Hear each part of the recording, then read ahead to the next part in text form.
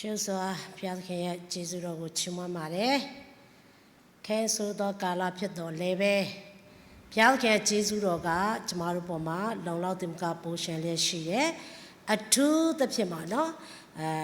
ခတ်သိမ်းသောအရာတွေခေါင်းပါတဲ့ကာလမှာနှုတ်ကပတ်တော်ကိုဘုရားကမယုတ်သိမ်းသေးတဲ့အတွက်ကျေးဇူးတော်ကိုရှုစွာချီးမွမ်းပါတယ်လို့အသင်းတော်မှာနှုတ်ကပတ်တော်အဖြစ်ပါဝင်အစီခံခွင့်ပေးတဲ့ဘုရားကိုလည်းကျေးဇူးတင်သလိုဖိတ်ခေါ်တဲ့အသင်းတော်နဲ့တာဝန်ရှိတဲ့ဆရာဆရာမများတို့ကိုလည်းကျေးဇူးတင်တယ်လို့ရှုစွာပြောချင်ပါတယ်နှုတ်ကပတ်တော်အတွက်ခဏလေးစက္ကပ်ချင်တယ်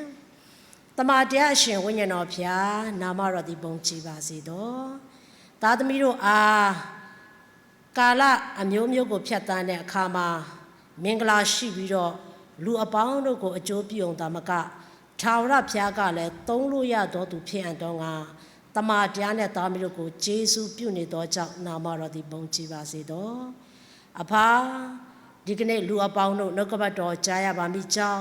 ဧဝံဂေလိတရားကိုကြားရပါမိကြောင်းကိုတော်ကလည်းအခွင့်အရေးပေးနေသောကြောင့်ယေရှုတင်နေဒီနေရာမှာလည်းအသက်ရှင်တဲ့နှုတ်ကပတ်တော်တမန်တရားနဲ့ရက်ခွင့်ရသောကြောင့်ယေရှုတင်နေတမန်တရားရှင်ဝိညာဉ်တော်သည်သမီးနဲ့အတူယနေ့ကြားရမယ့်သူရောက်စီတိုင်းပေါ်မှာနှုတ်ကပတ်တော်ရဲ့အကျိုးခံစားအောင်တမကအသက်တာထက်မှာထိုနှုတ်ကပတ်တော်နဲ့အညီပြန်လဲအသုံးတော်ခံနိုင်ပါမိကြောင်းကိုတော့ဘုံဘို့လုံကမဆာပါမိကြောင်းစက္ကခြင်းမှုပြုတဲ့အခါမှာသခင်ယေရှုဖျားနာမ၌ချီးမွမ်းစက္ကအနက်ပါတယ်ပါအာမင်အားလုံးပဲမင်္ဂလာပါလို့နှုတ်ဆက်ပါတယ်ဘုရားသခင်ကိုကျေးဇူးတင်ပါတယ်နော်ကျမ်းစာထဲမှာကျွန်တော်တို့ကြည့်တဲ့အခါမှာအရေးအမျိုးမျိုးရှိတယ်နော်သေမင်းအရေးတဲ့ပြီးတော့အမြင့်ဆုံးသောဘုရားသခင်ရဲ့အရေးတဲ့နော်အဲ့တော့သေမင်းအရေးကိုရှောက်ရတဲ့အခါရှိတယ်လို့ဘုရားသခင်ရဲ့အရေးအောက်မှာကျွန်တော်တို့နေရတဲ့အခါလည်းရှိတယ်ပေါ့နော်လိုအပ်လို့သေမင်းအရေးရှောက်ရတဲ့အခါမှာလည်းပဲဘုရားသခင်ရဲ့အရေးကကျွန်တော်တို့ကိုမကွာသွားဘူးပေါ့နော်အဲ့တော့ကာလအမျိုးမျိုးဖြတ်သန်းနေတဲ့အချိန်မှာတော့ဘုရားသခင်ကနှုတ်ကပတ်တော်တမန်တရားနဲ့ကျွန်တော်တို့ကိုထိန်ပေးနေတယ်နှုတ်ကပတ်တော်တမန်တရားနဲ့ကျွန်တော်တို့ကိုတာဝန်ယူနေတယ်ဒါကကျွန်တော်တို့အတွက်ဂျေဇုတော်ကြီးမားတဲ့ဂျေဇုတော်ဖြစ်တယ်ကြီးမားတဲ့ချီးမွမ်းစရာအကြောင်းလည်းဖြစ်တယ်ဆိုတာကိုနားလည်ရပါတယ်လို့ဒီနေ့နှုတ်ကပတ်တော်နဲ့ပါဝင်အစီခံခြင်းနဲ့အကြောင်းအရာကပေါ့နော်ထာဝရဘုရားရဲ့ဖြစ်တည်ခြင်းနဲ့ယုံကြည်သူတွေရဲ့ဖြစ်တည်ခြင်းဆိုတဲ့ခေါင်းစဉ်လေးနဲ့ပါဝင်ကြပါတယ်ထာဝရဘုရားရဲ့ဖြစ်တည်ခြင်းပြီးတဲ့အခါမှာကျွန်တော်တို့ယုံကြည်သူရဲ့ဖြစ်တည်ခြင်းပေါ့နော်ဘုရားသခင်ရဲ့ဖြစ်တည်ခြင်းကိုကျွန်တော်တို့နားလည်ယုံတာမကပဲနဲ့ကျွန်တော်တို့ကိုလည်းဘုရားသခင်ကဘယ်လိုဖြစ်တည်စေခြင်းလဲနော်အဲ့ဒါတွေကိုကျွန်တော်နားလည်မယ်ဆိုရင်ကာလကအမျိုးမျိုးအယောင်တွေပြောင်းနေပြီမဲ့ဒီနေ့ကျမတို့ဟာပြောင်းလဲနေတဲ့ကာလအမျိုးမျိုးမှာဖြစ်တည်ဖရားရဲ့ဖြစ်တည်ခြင်းကိုသဘောပေါက်ပြီးတော့ကိုယ့်ရဲ့အသက်တာထဲမှာလည်းထိုဖရားရဲ့ဖြစ်တည်ခြင်းရှိနေမယ်ဆိုရင်ကျမတို့ဟာဖရားလည်းဆက်လက်ပြီးသုံးလို့ရအောင်မယ်လူအပေါင်းတို့ကလည်းသုံးလို့ရအောင်မှာဖြစ်တယ်နော်ဘုရားသခင်ကျမတို့ကိုဖန်ဆင်းတဲ့ယူရချက်ကလည်းပဲသူလည်းသုံးလို့ရဖို့လုံအောင်တော့လကောက်ကိုနဲ့တူတွေလည်းကိုနဲ့တူတဲ့လူတွေလည်းသုံးလို့ရဖို့လုံအောင်တော့လကောက်ဘုရားကရည်ရွယ်ချက်ရှိပါတယ်ဒါကြောင့်လောကမှာဘုရားလည်းသုံးလို့ရတဲ့သူလူလည်းသုံးလို့ရတော့သူဖြစ်ဖို့အတွက်ဘုရားကရည်ရွယ်ချက်ရှိပါတယ်နော်နောက်ဒီနေ့ကျမတို့ဒီတန်ဖိုးမဲ့တဲ့သူမဟုတ်ပဲနဲ့ဘုရားသခင်ကလူရောသုံးလို့ရတော့သူဖြစ်အပ်တော့ငါဘုရားသခင်ရဲ့အကြံစီတော်ရှိတယ်ဆိုတာနားလည်ရင်းနဲ့နှုတ်ကပတ်တော်တမန်တရားထဲမှာဘုရားရဲ့ထာဝရဘုရားရဲ့ဖြစ်တည်ခြင်းပေါ့နော်ပြောထားတဲ့အရာလေးကိုဖတ်ရင်းနဲ့ပါဝင်ခြင်းနဲ့ယေရမိအနာဂတ်ကျမ်းခိုင်း30အပိုင်းငယ်30ကနေ17မှာပေါ့နော်ယေရမိအနာဂတ်ကျမ်းခိုင်း30အပိုင်းငယ်30 17မှာဘုရားရဲ့ဖြစ်တည်ခြင်းထာဝရဘုရားမူကမှန်သောဘုရားအသက်ရှင်သောဘုရားနေဆထာဝရပင်ဖြစ်တော်မူ၏အမျက်တော်ထွက်လင်မြေကြီးတုံလို့ရ၏လူအမျိုးမျိုးတို့သည်အမျက်တော်မခံနိုင်ကြ17မှာသာသနာပလူတို့အားပြောသောစကားဟုမူကားကောင်းကင်ရဲ့မြေကြီးကိုမဖန်ဆင်းသောဘုရားတို့သည်ဤကောင်းကင်အောက်ဤမြေကြီးပြန်နဲ့ကွယ်ပြောက်ကြလိမ့်မယ်ဘုရားကသူ့ရဲ့ဖြစ်တည်ခြင်းကိုသူပြောပြပါတယ်ထာဝရဘုရားရဲ့တမန်ကျမ်းစာထဲမှာလောကမှာဘုရားတွေအများကြီးရှိတယ်အဲ့ဒီဘုရားအများကြီးရှိတဲ့အထဲမှာမိမိကိုယ်ကွယ်နေတဲ့ထာဝရဘုရားမိမိရွေးယူထားတဲ့ထာဝရဘုရားမိမိကိုရွေးထားတဲ့ထိုဘုရားရဲ့ဖြစ်တည်ခြင်းကိုကောင်းကောင်းသိမှလောက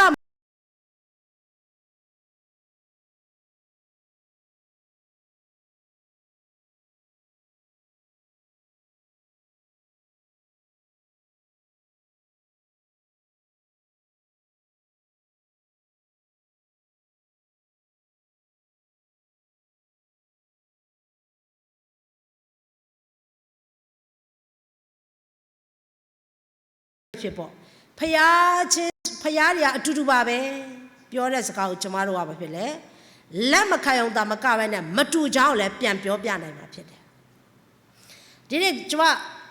သွားလာတဲ့နေရာမှာနားထောင်ကြည့်တဲ့အခါမှာတချို့သောသူတွေကဖယားဆိုအတူတူပါပဲလို့ပြောကမှဟုတ်ပါတယ်ခရိယန်တွေအဲ့လိုပြန်ထောက်ခံတာရှိပါတယ်နော်ဖယားဆိုတာအားလုံးလောကမှာရှိတဲ့ဖယားတွေအားလုံးကအတူတူပဲဆိုရင်ဖယားကငါမတပါအခြားဖယားမကိုးကွယ်နဲ့ဆိုတဲ့ပညာချက်ကိုချမှာမဟုတ်ဘူးနော်ဘုရားကငါမတပါအခြားဖယားမကိုးကွယ်နဲ့လို့ပညာချက်ကိုဘာလို့ချလဲဆိုတော့အခြားဖယားနဲ့ကျမတို့ကိုးကွယ်တဲ့ထာဝရဘုရားလုံးဝမတူလို့ဖြစ်တယ်နော်မတူလို့ဒါတော့ထာဝရဘုရားဖြစ်တည်ခြင်းကျမတို့ကောင်းကောင်းနားလည်ရမယ်အချိန်ကာလဖြစ်တယ်အဲ့တော့ဖယားကသူ့ကိုယ်သူ့ရဲ့ဖြစ်တည်ခြင်းကိုပြောပါတယ်သူကမှန်တယ်တဲ့အသက်လည်းရှင်တယ်နိစ္စထာဝရဘုရားဖြစ်တယ်မှန်တယ်လို့သူဘာလို့ပြောရလဲဆိုတော့လောကမှာမမှန်တဲ့အရာတွေရှိနေလို့ဖြစ်တယ်မှန်တော်ဖယားတဲ့နော်မှန်တော်ဖယားသူ့ကိုယ်သူ့ရဲ့ဖြစ်တည်ခြင်းကိုလူတွေကပြောနေမှာမဟုတ်ထာဝရဘုရားသူ့ရဲ့ဖြစ်တည်ခြင်းကိုသူအာမခံနေရဖြစ်တယ်နောက်တစ်ချက်အသက်ရှင်တဲ့ဖယားအသက်ရှင်တဲ့ဖယားမှန်ယုံတာမကပဲနဲ့အသက်ရှင်တယ်ဆိုတဲ့အကြောင်းလည်းပြောတယ်ဘာလို့အသက်ရှင်တော်ဖယားလို့ပြောလဲဆိုတော့လောကမှာဖယားတွေအများကြီးပဲသို့တော်လည်းထာဝရဘုရားသာလျှင်အသက်ရှင်တဲ့ဘုရားဖြစ်တယ်အဲ့တော့ထာဝရဘုရားအသက်ရှင်သောကြောင့်ဒီနေ့သူ့စကားလည်းယနေ့ထိတောင်ရှင်နေတာဖြစ်တယ်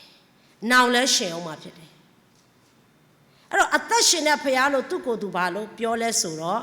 အသက်မရှင်တဲ့အရာတွေရှိလို့ပေါ့နောက်တစ်ချက်နေဆာထာဝရဘုရင်လို့သူပြောပါတယ်နေဆာထာဝရဘုရင်ဆိုအစဉ်အမြဲဘုရင်ဖြစ်တယ်ပေါ့အစဉ်အမြဲဘုရင်လောကမှာအမြဲတမ်းဘုရင်ဖြစ်တယ်ဆိုတာမရှိပါဘူးဘုရင်ကသူ့တတ်တမ်းနဲ့သူပဲဒါပေမဲ့ထာဝရဘုရားကတော့အမြဲတမ်းရှင်ဘုရင်ဖြစ်နေတာဖြစ်တယ်နေဆာထာဝရဘုရင်နော်အစဉ်အမြဲရှိနေတဲ့ဘုရင်ဖြစ်တယ်ဘာဖြစ်လို့ဘုရားခင်ကဒီကနေ့သူ့ရဲ့ဖြစ်တည်ခြင်းကိုပြောနေလဲဆိုတော့ဒီကနေ့ကိုးကွယ်တဲ့သူတွေထာဝရဘုရားကိုးကွယ်နေတဲ့သူတွေရဲ့အသက်တာအထဲမှာထာဝရဘုရားနဲ့မတူတဲ့ဘုရားတွေအများကြီးရှိသောကြောင့်အခက်ခဲတွေကြုံလာတဲ့အခါမှာစစ်ဆေးမှုတွေကြုံလာတဲ့အခါမှာအသက်ရှင်တဲ့ထာဝရဘုရားဖြစ်တည်ခြင်းကိုသိတဲ့လူကဘုရားကိုကြောမခိုင်းဘူးဒါပေမဲ့အသက်ရှင်တဲ့ထာဝရဘုရားဖြစ်တည်ခြင်းကိုကောင်းကောင်းနားမလဲကောင်းကောင်းမသိကောင်းကောင်းမခံစားတဲ့လူကဘုရားချင်းဆိုတာအတူတူပါပဲဆိုပြီးတော့ထာဝရဘုရားကိုကြောခိုင်းသွားကြတဲ့အချိန်မျိုးတွေရှိတယ်ဒါကြောင့်ဘုရားကသူ့ရဲ့ဖြစ်တည်ခြင်းကိုလည်းကျမ်းစာထဲမှာအတိအကျဖော်ပြထားတာဖြစ်တယ်မှန်တယ်အသက်ရှင်တယ်အစဉ်အမြဲရှိတဲ့ဘုရင်ဖြစ်တယ်နောက်တစ်ချက်သူသတိပေးထားတဲ့အရာပေါ့အခန်းငယ်7ကိုကျွန်တော်ကြည့်တဲ့အခါမှာသူသတိပါပေးလဲဆိုတော့သာသနာပလူတို့ကပြောသောစကားခုမကတဲ့ကောင်းကင်ရဲ့မြေကြီးကိုမဖန်ဆင်းတဲ့ဖယားမှန်တယ်ဗျကောင်းကင်အောက်မြေကြီးပေါ်နဲ့ကွဲပြောက်စေတယ်ကောင်းကင်အောက်မြေကြီးပြင်ကနေပြီးတော့ကွဲပြောက်စေမဲ့ဖယားတွေရှိတယ်ဘယ်ဖယားတွေလဲဆိုတော့ကောင်းကင်နဲ့မြေကြီးကိုမဖန်ဆင်းတဲ့ဖယားဒီနေ့ထာဝရဘုရားသည်ကောင်းကင်နဲ့မြေကြီးကိုဖန်ဆင်းတယ်လို့ဒီကျမ်းပိုင်အားဖြင့်လဲကျွန်တော်တို့သိရတယ်လို့ကဘာဦးတစ်မှာလဲကျွန်တော်တို့တွေ့ထားပြီးသားဖြစ်တယ်အဲ့တော့ကောင်းကင်နဲ့မြေကြီးကိုဖန်ဆင်းတဲ့ထာဝရဘုရားကဘာတတိပေးတယ်ဆိုတော့ကောင်းကင်နဲ့မြေကြီးကိုမဖန်ဆင်းတဲ့ဖယားတွေရှိတယ်ဆိုတာတတိပေးနေတာဖြစ်တယ်အဲ့လိုတတိပေးအောင်ဒါမကပဲနဲ့အဲ့ကောင်းကင်နဲ့မြေကြီးကိုမဖန်ဆင်းတဲ့ဖယားတွေကကောင်းကင်အောက်ဒီမြေကြီးပြင်မှာလည်းကွယ်ပြောက်မယ်လို့လည်းပြောတဲ့ဖယားဖြစ်တယ်ဒီနေ့ကျမတို့လောကမှာယုံကြည်သူတယောက်အသက်ရှင်လာတဲ့အခါမှာခရိယန်တယောက်အသက်ရှင်လာတဲ့အခါမှာမိမိကိုးကွယ်နေတဲ့ဖယားမိမိကိုရွေးချယ်တဲ့ထာဝရဘုရားဖြစ်တည်မှုကိုနားမလည်တဲ့အခါမှာဖယားချင်းဆိုတာအတူတူပါပဲလို့ခံယူပြီးတော့သာသနာပလူတွေရဲ့ဘာသာဓလေ့မှာကျင်လည်ကြတယ်ဘာသာဓလေ့မှာကျင်လည်ကြတယ်အဲ့ဒါဖယားမကြိုက်ဘူးနော်သာသနာပလူတွေနဲ့မပေါင်းရဘူးလို့ဖယားမပြောဘူးပေါင်းရမယ်ဒါမဲ့သာသနာပလူတွေရဲ့ဘာသာဓလေ့မှာကျမတို့ကအယောတုံဝင်မလုပ်အောင်မကျင်လည်ရများစွာသောခရိယန်တွေ သာနာပလူတွေရဲ့ဘာသာတလေးမှာကျင်လဲရင်နောက်ဆုံးသာသနာပလူဖြစ်သွားတာတွေကိုကျမတို့တွေ့နေရပါတယ်အဲ့တော့ဘုရားကသာသနာပလူတို့ပြောရမယ့်စကားခုမှုကနော်ဘုရားအဲ့ဒါဘုရားစကားပဲကောင်းငင်တဲ့မြေကြီးကိုသူဖန်ဆင်းတယ်ကောင်းငင်တဲ့မြေကြီးကိုမဖန်ဆင်းတဲ့ဘုရားတွေဤကောင်းကင်မြေကြီးပြန်တယ်ကွယ်ပြောက်စေမယ်ဆိုပြီးတော့တတိပေးထားတာဖြစ်တယ်အဲ့တော့ကျမတို့ကိုးကွယ်တဲ့ထာဝရဘုရားသခင်သည်ဖန်ဆင်းရှင်ဖြစ်အောင်သာမကကွယ်ပြောက်မဲ့ဘုရားမဟုတ်အစင်မြတ်တည်တဲ့ဘုရားသခင်ဖြစ်သောကြောင့်ကျမတို့လည်းကွယ်ပြောက်เสียကြောင်းမရှိဘူးအဲ့တော့ဗျာဒိတ်ထဲမှာဘာပြောလဲဆိုဗျာဒိတ်ခန်းကြီး1အငယ်8မှာပါနော်ဗျာဒိတ်ခန်းကြီး1အငယ်8မှာကျမတို့တစ်ချက်ဖတ်ချင်တယ်ဗျာဒိတ်ခန်းကြီး1အပိုင်းငယ်8မှာငါသည်အာလဖာဖြစ်အိုမေဂါလည်းဖြစ်အနန္တတကောနှင့်ပြည့်စုံတော်မူ၍ပြစ္ဆုတ်ပံအတိတ်အနာဂတ်ကာလအစဉ်ရှိတော်မူသောထာဝရအရှင်ဘုရားသခင်မိန်တော်မူ၏ငါသည်အာလဖာဖြစ်တယ်အိုမေဂါလည်းဖြစ်တယ်အစလည်းဖြစ်တယ်အဆုံးလည်းဖြစ်တယ်အဲ့တော့အစလည်းဖြစ်တယ်အဆုံးလည်းဖြစ်အောင်ဒါမကဘူးတဲ့ပြစ္ဆုတ်ပံအတိတ်အနာဂတ်ကာလမှာလည်းအစဉ်ရှိတဲ့ဘုရားအတိတ်တုန်းကလူတွေအခုပြစ္ဆုတ်ပံမှာမရှိတော့တာတွေရှိတယ်ဥပမာကျမ်းစာထဲမှာဆိုရင်အာဗြဟံတို့ဒါဝိဒ်တို့ယောသတ်တို့မောရှေတို့စသဖြင့်ပေါ့အဲ့ဒီရှေးအတိတ်တုန်းကရှိခဲ့တဲ့အဲ့ဒီဖျားရွေးကောက်တဲ့လူတွေဒီနေ့ပြစ္ဆုတ်ပံဒီမြေကြီးပေါ်မှာမရှိတော့ပါဘူးဒါပေမဲ့အဲ့ဒီအတိတ်တုန်းကမြေကြီးပေါ်မှာရှိခဲ့တဲ့အဲ့ဒီဘိုးဘေးယုံကြည်သူတွေနဲ့အတူဖျားသခင်ကရှိခဲ့တယ်ရှိနေတယ်ဒီနေ့ပြစ္ဆုတ်ပံမှာရှေးဘိုးဘေးယုံကြည်သူတွေမရှိတော့ပေမဲ့အသက်ရှင်တဲ့ထာဝရဘုရားကယခုပြစ္ဆုတ်ပံယုံကြည်သူတွေနဲ့အတူဆက်ရှိနေသေးတယ်အဲ့တော့ထာဝရဘုရားကအတိတ်မှာလည်းအတိတ်မှာအသက်မြေကြီးပေါ်မှာအသက်ရှင်ခဲ့တဲ့ယုံကြည်သူတွေနဲ့အတူရှိတယ်လို့ဒီနေ့ပြစ္ဆုတ်ပံယုံကြည်သူဖြစ်တဲ့ကျွန်တော်နဲ့လည်းအတူရှိနေသေးတယ်ထို့ပြင်သာမကအနာဂတ်ကာလလည်းရှိအောင်မယ်ဒါကနေဆထာဝရဘုရင်လို့ခေါ်တာဖြစ်တယ်အစစ်မြဲရှိတဲ့ဘုရားပေါ့အစလည်းသူပဲတဲ့အဆုံးလည်းသူပဲတဲ့ဒါကြောင့်ဟေရှာယ43အပိုင်းငယ်30သူဘာပြောလဲဆိုတော့ငါတပါးသီးတာလေထာဝရဘုရားဖြစ်တယ်ငါရှေ့မှာလည်းဘယ်ဘုရားမှမဖြစ်တယ်လို့ငါနောက်မှာလည်းဘယ်ဘုရားမှမရှိပါဘူးတဲ့နော်သူကအာလဖာလည်းဖြစ်တယ်အိုမေဂါလည်းဖြစ်တယ်ဒါကြောင့်အစလည်းဖြစ်တဲ့ဘုရားအဆုံးလည်းသူပဲအဲ့တော့ဟေရှာ43မှာပြန်ပြောတယ်ဒါကြောင့်မို့အစလည်းသူပဲအဆုံးလည်းသူပဲဖြစ်တဲ့အတွက်သူ့ရှေ့မှာလည်းဘယ်ဖျားမှမရှိတယ်လို့သူ့နောက်မှာလည်းဘယ်ဖျားမှမရှိပါဘူးတဲ့ဒါဆိုရင်သူ့ရှေ့မှာလည်းဘယ်ဖျားမှမရှိတယ်လို့သူ့နောက်မှာလည်းဘယ်ဖျားမှမရှိပေမဲ့ကြီးကြားထဲမှာတော့ဖျားများကြီးကပေါ်လာသေးတယ်ထာဝရဘုရားကပြန်ပြောပါတယ်အတိတ်ပြစ္ဆုတ်ပံအနာဂတ်ကာလရှိတဲ့ဖျားအတိတ်မှာကြံခဲ့တဲ့ဘုရားမဟုတ်ဘူးပြစ္ဆုတ်ပံလူအတွက်ပဲအသက်ရှင်တဲ့ဘုရားမဟုတ်ဘူးအနာဂတ်ကိုပဲဟောနေတဲ့ဘုရားမဟုတ်ဘူးဒီနေ့ကျမတို့မျိုးဆက်ကျမတို့တစ်ဆက်ပြီးသွားရင်နောက်မြေကြီးပေါ်မှာမြေကြီးဆက်လက်တည်နေအောင်မယ်နောက်မျိုးဆက်တွေရှိနေအောင်မယ်ဆိုလဲအဲ့ဒီအနာဂတ်မှာဘုရားကရှိနေအောင်မှာပဲဖြစ်တယ်ဒါကြောင့်မလို့အတိတ်ပြစ္ဆုတ်ပံအနာဂတ်ကာလအစဉ်ရှိတဲ့ဘုရားအစလည်းထာဝရဘုရားအဆုံးလည်းထာဝရဘုရားဒါကြောင့်မလို့သူကပြောတယ်ငါရှေ့မှာလည်းဘယ်ဘုရားသခင်မှမရှိသလိုငါနောက်မှာလည်းဘယ်ဘုရားသခင်မှမရှိပါဘူးတဲ့ဒါကြောင့်ငါထာဝရဘုရားတပါးတည်းသာလည်းကယ်တင်တော်အရှင်ဖြစ်တယ်ကယ်တင်ရှင်လည်းဖြစ်တယ်နော်အဲ့တော့ကျမတို့ကိုးကွယ်တဲ့ထာဝရဘုရားရဲ့ဖြစ်တည်ခြင်းကတကိုးပဲပြတဲ့ဘုရားမဟုတ်ဘူးကယ်တဲ့ဘုရားလည်းဖြစ်တယ်ကျမတို့ကိုးကွယ်တဲ့ထာဝရဘုရားသည်လမ်းညွှန်မှုကိုပဲပြုတဲ့ဘုရားမဟုတ်ဘူးကိုယ်တိုင်လမ်းဖြစ်တယ်အဲ့တော့ကျမတို့ကိုးကွယ်တဲ့ဘုရားကစာတက်ပဲမဟုတ်ဘူးစကားပြောတဲ့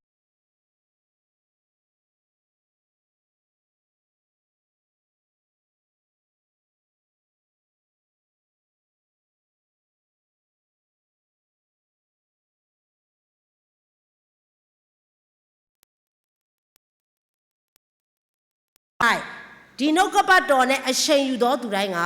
အသက်တာထဲမှာပြောင်းလဲမှုတွေခံစားရတယ် အသက်တာထဲမှာစိတ်ချမှုတွေခံစားရတယ်အဲ့ဒါကဖယားသခင်အသက်ရှင်လို့ပဲဖြစ်တယ်စကားပြောတယ်ဖယားသခင်ကစာတက်ပဲရေးတဲ့ဖယားမဟုတ်ဘူး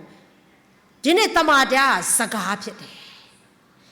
အဲ့ဒီစကားကိုကျမတို့စင်ကျင်နှလုံးသွင်းတဲ့အခါမှာအဲ့ဒီစကားကိုကျမတို့ဒီ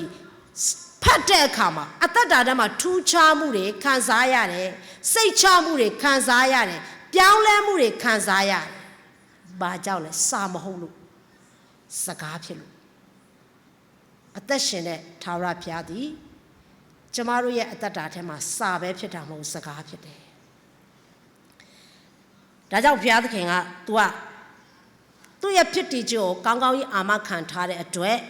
လောကမှာဖရားတွေအများကြီးရှိမယ်ဒါပေမဲ့အဲ့ဒီဖရားတွေနဲ့ तू ကလုံးဝမတူတဲ့အကြောင်းကိုလည်းသက်သေပြထားတယ်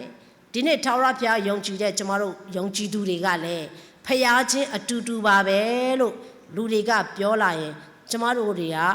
ဟုတ်တယ်ဆိုတဲ့သဘောတူညီချက်ကိုပေးစရာအကြောင်းမရှိဘူး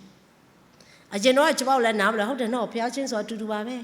မယုံကြည်သူတွေကပြောရလေဘုရားဆိုတာတူပါကွာဘုရားဆိုတာတဆူတည်းပါပဲတဆူတည်းတော့ပြောတယ်ဒါပေမဲ့အဲ့ဒီတဆူတည်းကဘုရားသူတို့ကိုးကွယ်တာမဟုတ်ဘူးဘုရားတွေအများကြီးပဲဒါပေမဲ့ထာဝရဘုရားသည်အခြားပဲဘုရားနဲ့မှမတူတဲ့တဆူကြီးသောထာဝရဘုရားဖြစ်တယ်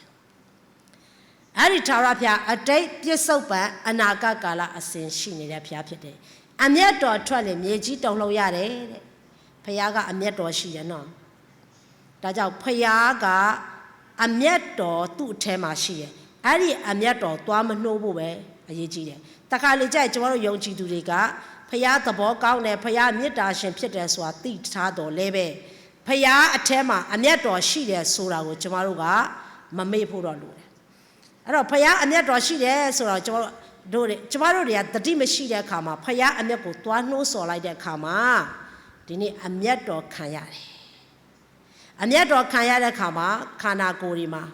လုပ်ငန်းတွေမှာမိသားစုတွေမှာအသင်းတော်တွေမှာနာကျင်မှုတွေအများကြီးခံစားရပါတယ်။ဖခင်ရဲ့အမျက်တော်တော့မနှိုးဆော်မိဖို့တော့အရေးကြီးတယ်။ဖခင်မှာအမျက်ရှိတယ်။အမျက်တော်ထွက်တယ်မြေကြီးတုန်လှုပ်ရ၏တဲ့လူအမျိုးမျိုးတို့သည်အမျက်တော်ကိုမခံနိုင်ကြ။လူအမျိုးမျိုးဖခင်အမျက်တော်ကိုမခံနိုင်ဘူးနော်။အဲ့တော့ထာဝရဘုရားရဲ့ဖြစ်တည်ခြင်းဖြစ်တယ်။နောက်တစ်ချက်ဖခင်ဘလို့ဖရားလဲဆိုတော့82ခုမြောက်သောဆာလအပိုင်ငယ်1မှာပေါ့နော်82ခုမြောက်သောဆာလအပိုင်ငယ်1မှာဖရားသခင်ရဲ့ပြောထားတဲ့အရာလေးတစ်ချက်ဖတ်ချင်တယ်82ခုမြောက်သောဆာလအပိုင်ငယ်1မှာဖရားသခင်သည်ဖရားတို့၏ပြိတ္တ၌ရက်လျက်နေတော်မူ၍ဖရားတို့အလယ်၌စီရင်တော်မူ၏အမှထာဝရဘုရားပြန်ပြောပဲလောကမှာဖရားတွေအများကြီးနော်တဲ့ဖရားချင်းမတူတဲ့အကြောင်းဖရားကသူ့ရဲ့ဖြစ်တည်ခြင်းကိုပြောနေတာဖြစ်တယ်အဲ့တော့လောကမှာဖရားအများကြီးအဲ့ဒီဖရားပြိတ္တအလယ်မှာနေပြီးတော့အဲ့ဖရားအပေါင်းတရားစီရင်မှာတဲ့ထာဝရဘုရားသည်ဖရားအပေါင်းတို့တရားစီရင်မဲ့ဖရားဖြစ်တယ်ဒါဆိုလောကမှာဖရားတွေအများကြီးရှိတယ်အဲ့ဒီဖရားတွေကကောင်းကင်မြေကြီးကိုမဖန်ဆင်းတဲ့ဖရားအဲ့ဒီဖရားတွေကတရားစီရင်ခံရမဲ့ဖရားဖြစ်တယ်ဒီနေ့ကျမတို့အဲ့ဓာတွေကိုမသိသေးတဲ့ခရိယန်တွေယုံကြည်သူတွေအများကြီးရှိတယ်ဘုရားကအသက်ရှင်တယ်ဒီလောက်ပဲသိတယ်ဒါပေမဲ့သူများတွေကဘုရားဆိုအတူတူပါပဲနော်လို့သာနာပလူကပြောလိုက်ရင်ဟုတ်တယ်အဲ့လိုလက်ခံကြတယ်နောက်တစ်ချက်ထာဝရဘုရားရဲ့ပြစ်တီကျို့ကောင်းကောင်းမသိတဲ့အခါမှာတကိုးပြတဲ့အရာတိုင်းကိုလိုက်ပြီးတော့အားကိုးကြတယ်သာသနာပလူတွေကိုမဆိုလိုဘူးခရိယန်တွေထဲမှာတကိုးပြတဲ့အရာတွေကိုလိုက်ပြီးတော့အားကိုးကြတယ်မာကုခန်းကြီး7အပိုင်ငယ်24မှာယေရှုကလည်းသင်တို့သည်ကျမ်းစာကိုနားမလည်ဖျားသခင်တကိုးကိုမသိသောကြောင့်မှားသောအယူကိုယူကြ၏ယေရှုပြောတာသင်တို့သည်တဲ့ကျမ်းစာကိုနားမလည်ရင်ဖျားတကိုးမသိအယူစတွေမှားမယ်ဒီနေ့ကျမတို့ဒီ66ကျမ်းတမန်ကျမ်းစာတော်မှာဘာဖြစ်လဲအယူစတွေ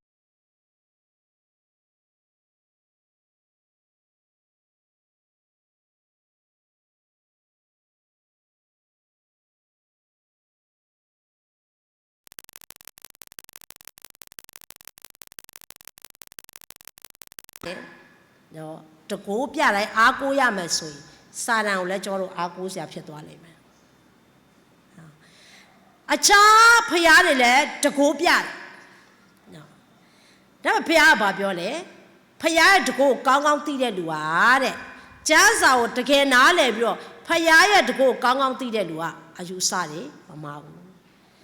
ဒီကနေ့ခရိယာလောကမှာယုံကြည်သူလောကမှာထာဝရဘုရားဖြစ်တင်ခြင်းကိုကောင်းကောင်းမသိဘူးတမန်တော်ကောင်းကောင်းနားမလည်ဘူးဖျားတကိုးကောင်းကောင်းမခံစားတဲ့အခါမှာတကိုးပြတဲ့အရာတိုင်းမှာအားကိုးမှုတွေလိုက်ရှာကြတယ်ပြီးတဲ့အခါမှာဒီကနေ့မိမိကိုးကွယ်နေတဲ့ဖယားသခင်ရဲ့အလိုတော်ဟာဘာလဲဖယားရဲ့ဖြစ်တည်ခြင်းဘာလဲဆိုတာကိုလည်းသူတစ်ပါးကိုလက်ဆက်မကမ်းနိုင်လောက်အောင်အယူဆတွေကကွဲပြားနေအောင်ကျွန်တော်တွေ့ရတယ်အဲ့တော့ယုံကြည်သူတွေရဲ့အသက်တာထဲမှာဖယားနှုတ်ကပတ်တော်တမန်တော်ကိုနားလည်ရမယ်ဖယားတကိုးသိရမယ်ယေရှုပြောတယ်ကျမ်းစာနားမလည်ဖယားတကိုးမသိအယူဆရင်မှားမယ်နော်ဒါတော့ဒီကျမ်းစာအုပ်ကိုကင်ပြီးတော့ပဲအယူဆရမျိုးမျိုးပြောနေတာပဲကျွန်တော်တို့တွေကသုံးပါးတဆူကိုလက်ခံကြတယ်ဒီကျမ်းစာအုပ်ပဲကင်ပြီးတော့သုံးပါးတဆူလက်မခံတဲ့လူတွေအများကြီးပဲခမဲတော်ကိုပဲလက်ခံတဲ့လူရှိတယ်တချို့ကလည်းသားတော်ပဲ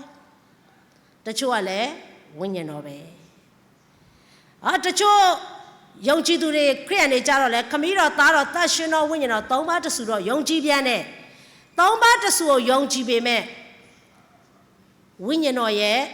လောက်ဆောင်ချက်နဲ့ဝိညာဉ်တော်ကြတော့မခံယူကြပြန်ဘူးနော်ခမဲတော်လည်းလက်ခံတယ်သားတော်လည်းလက်ခံတယ်ဝိညာဉ်တော်လည်းလက်ခံတယ်လက်တော့လက်ခံတယ်ခမဲတော်ရဲ့ဖြစ်တည်ခြင်းသားတော်ရဲ့ဖြစ်တည်ခြင်းဝိညာဉ်တော်ရဲ့ဖြစ်တည်ခြင်းကိုကြတော့အသက်တာထဲမှာမခံစားတဲ့ခရိယန်တွေကလည်းအများကြီးရှိပြန်တယ်ဒါကျမ်းစာကိုနားမလဲဖျားတကူမသိအယူဆရင်မှားမှာပဲဒါကြောင့်သုံးပါးတဆူအကြောင်းကျမတို့လူရဲ့ဉာဏ်နဲ့စဉ်းစားတဲ့အခါမှာမမိနိုင်ဘူးအဲ့တော့ဖျားတကူမသိအယူဆတွေမှားတယ်ဆိုမှန်တယ်တကိုးရှိတဲ့ဖယားရဲ့သုံးပါးတဆူဖြစ်ခြင်းကိုကျမတို့ညံနဲ့လိုက်မိမယ်ဆိုရင်ကျမတို့ကဖယားဖြစ်သွားမှာပေါ့ကျမတို့ကဖယားမှမဟုတ်တာဒါပေမဲ့ဖယားကဒီသုံးပါးတဆူနဲ့ပတ်သက်ပြီးတော့ကျမတို့ကိုနားလေတဲ့တော့နားလေအောင်တော့ပြောပြထားတယ်နော်ဒီနေ့ကျမတို့တမန်တော်နားမလဲဖယားတကိုးမသိကိုအတွင်းနဲ့ကိုတွေးတယ်သုံးပါးဆိုရင်တော့သုံးဆူဖြစ်လာမှာပေါ့ဖယားတကိုးမှမသိတာကျမတို့ကိုးကွယ်တဲ့ထာဝရဘုရားတကိုးဟာသုံးပါးတဆူဆိုတာအုံနောက်နဲ့တွေးလို့မရအောင်ဖြစ်တည်နေတဲ့အရာကြီးဖြစ်တယ်ဒါမဲ့ကိုယ်အုံနောက်နဲ့သွားတွေးတယ်ဆိုရင်တော့မဖြစ်နိုင်ဘူးလေသုံးပါးဆိုသုံးဆူဖြစ်လာမှာပေါ့သူတို့ပြောတယ်တချို့တွေပြောတဲ့အတိုင်းနော်အဲ့တော့သခင်ယေရှုခရစ်တော်ကိုလည်းဖယားဖြစ်လက်မခံနိုင်တဲ့သူတွေကအများကြီးပဲနော်ယေရှုဟာသားပါယေရှုဟာတမန်တော်တစ်ပါးပါယေရှုဟာဖယားသခင်မဟုတ်ဘူးဆိုပြီးတော့ခံယူနေတဲ့သူတွေလည်းအများကြီးပဲ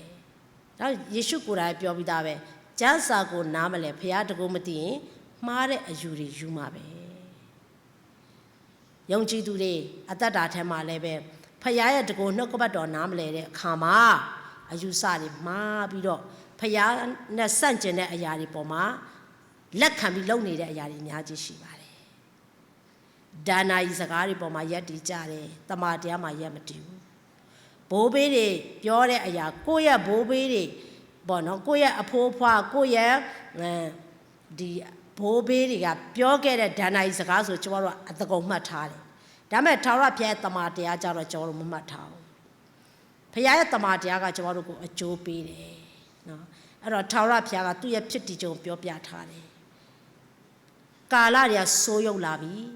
ဘုရားသခင်ကလည်းယုံကြည်သူတဲ့ယုံကြည်ခြင်းကိုစစ်ဆေးနေတဲ့ကာလဖြစ်တယ်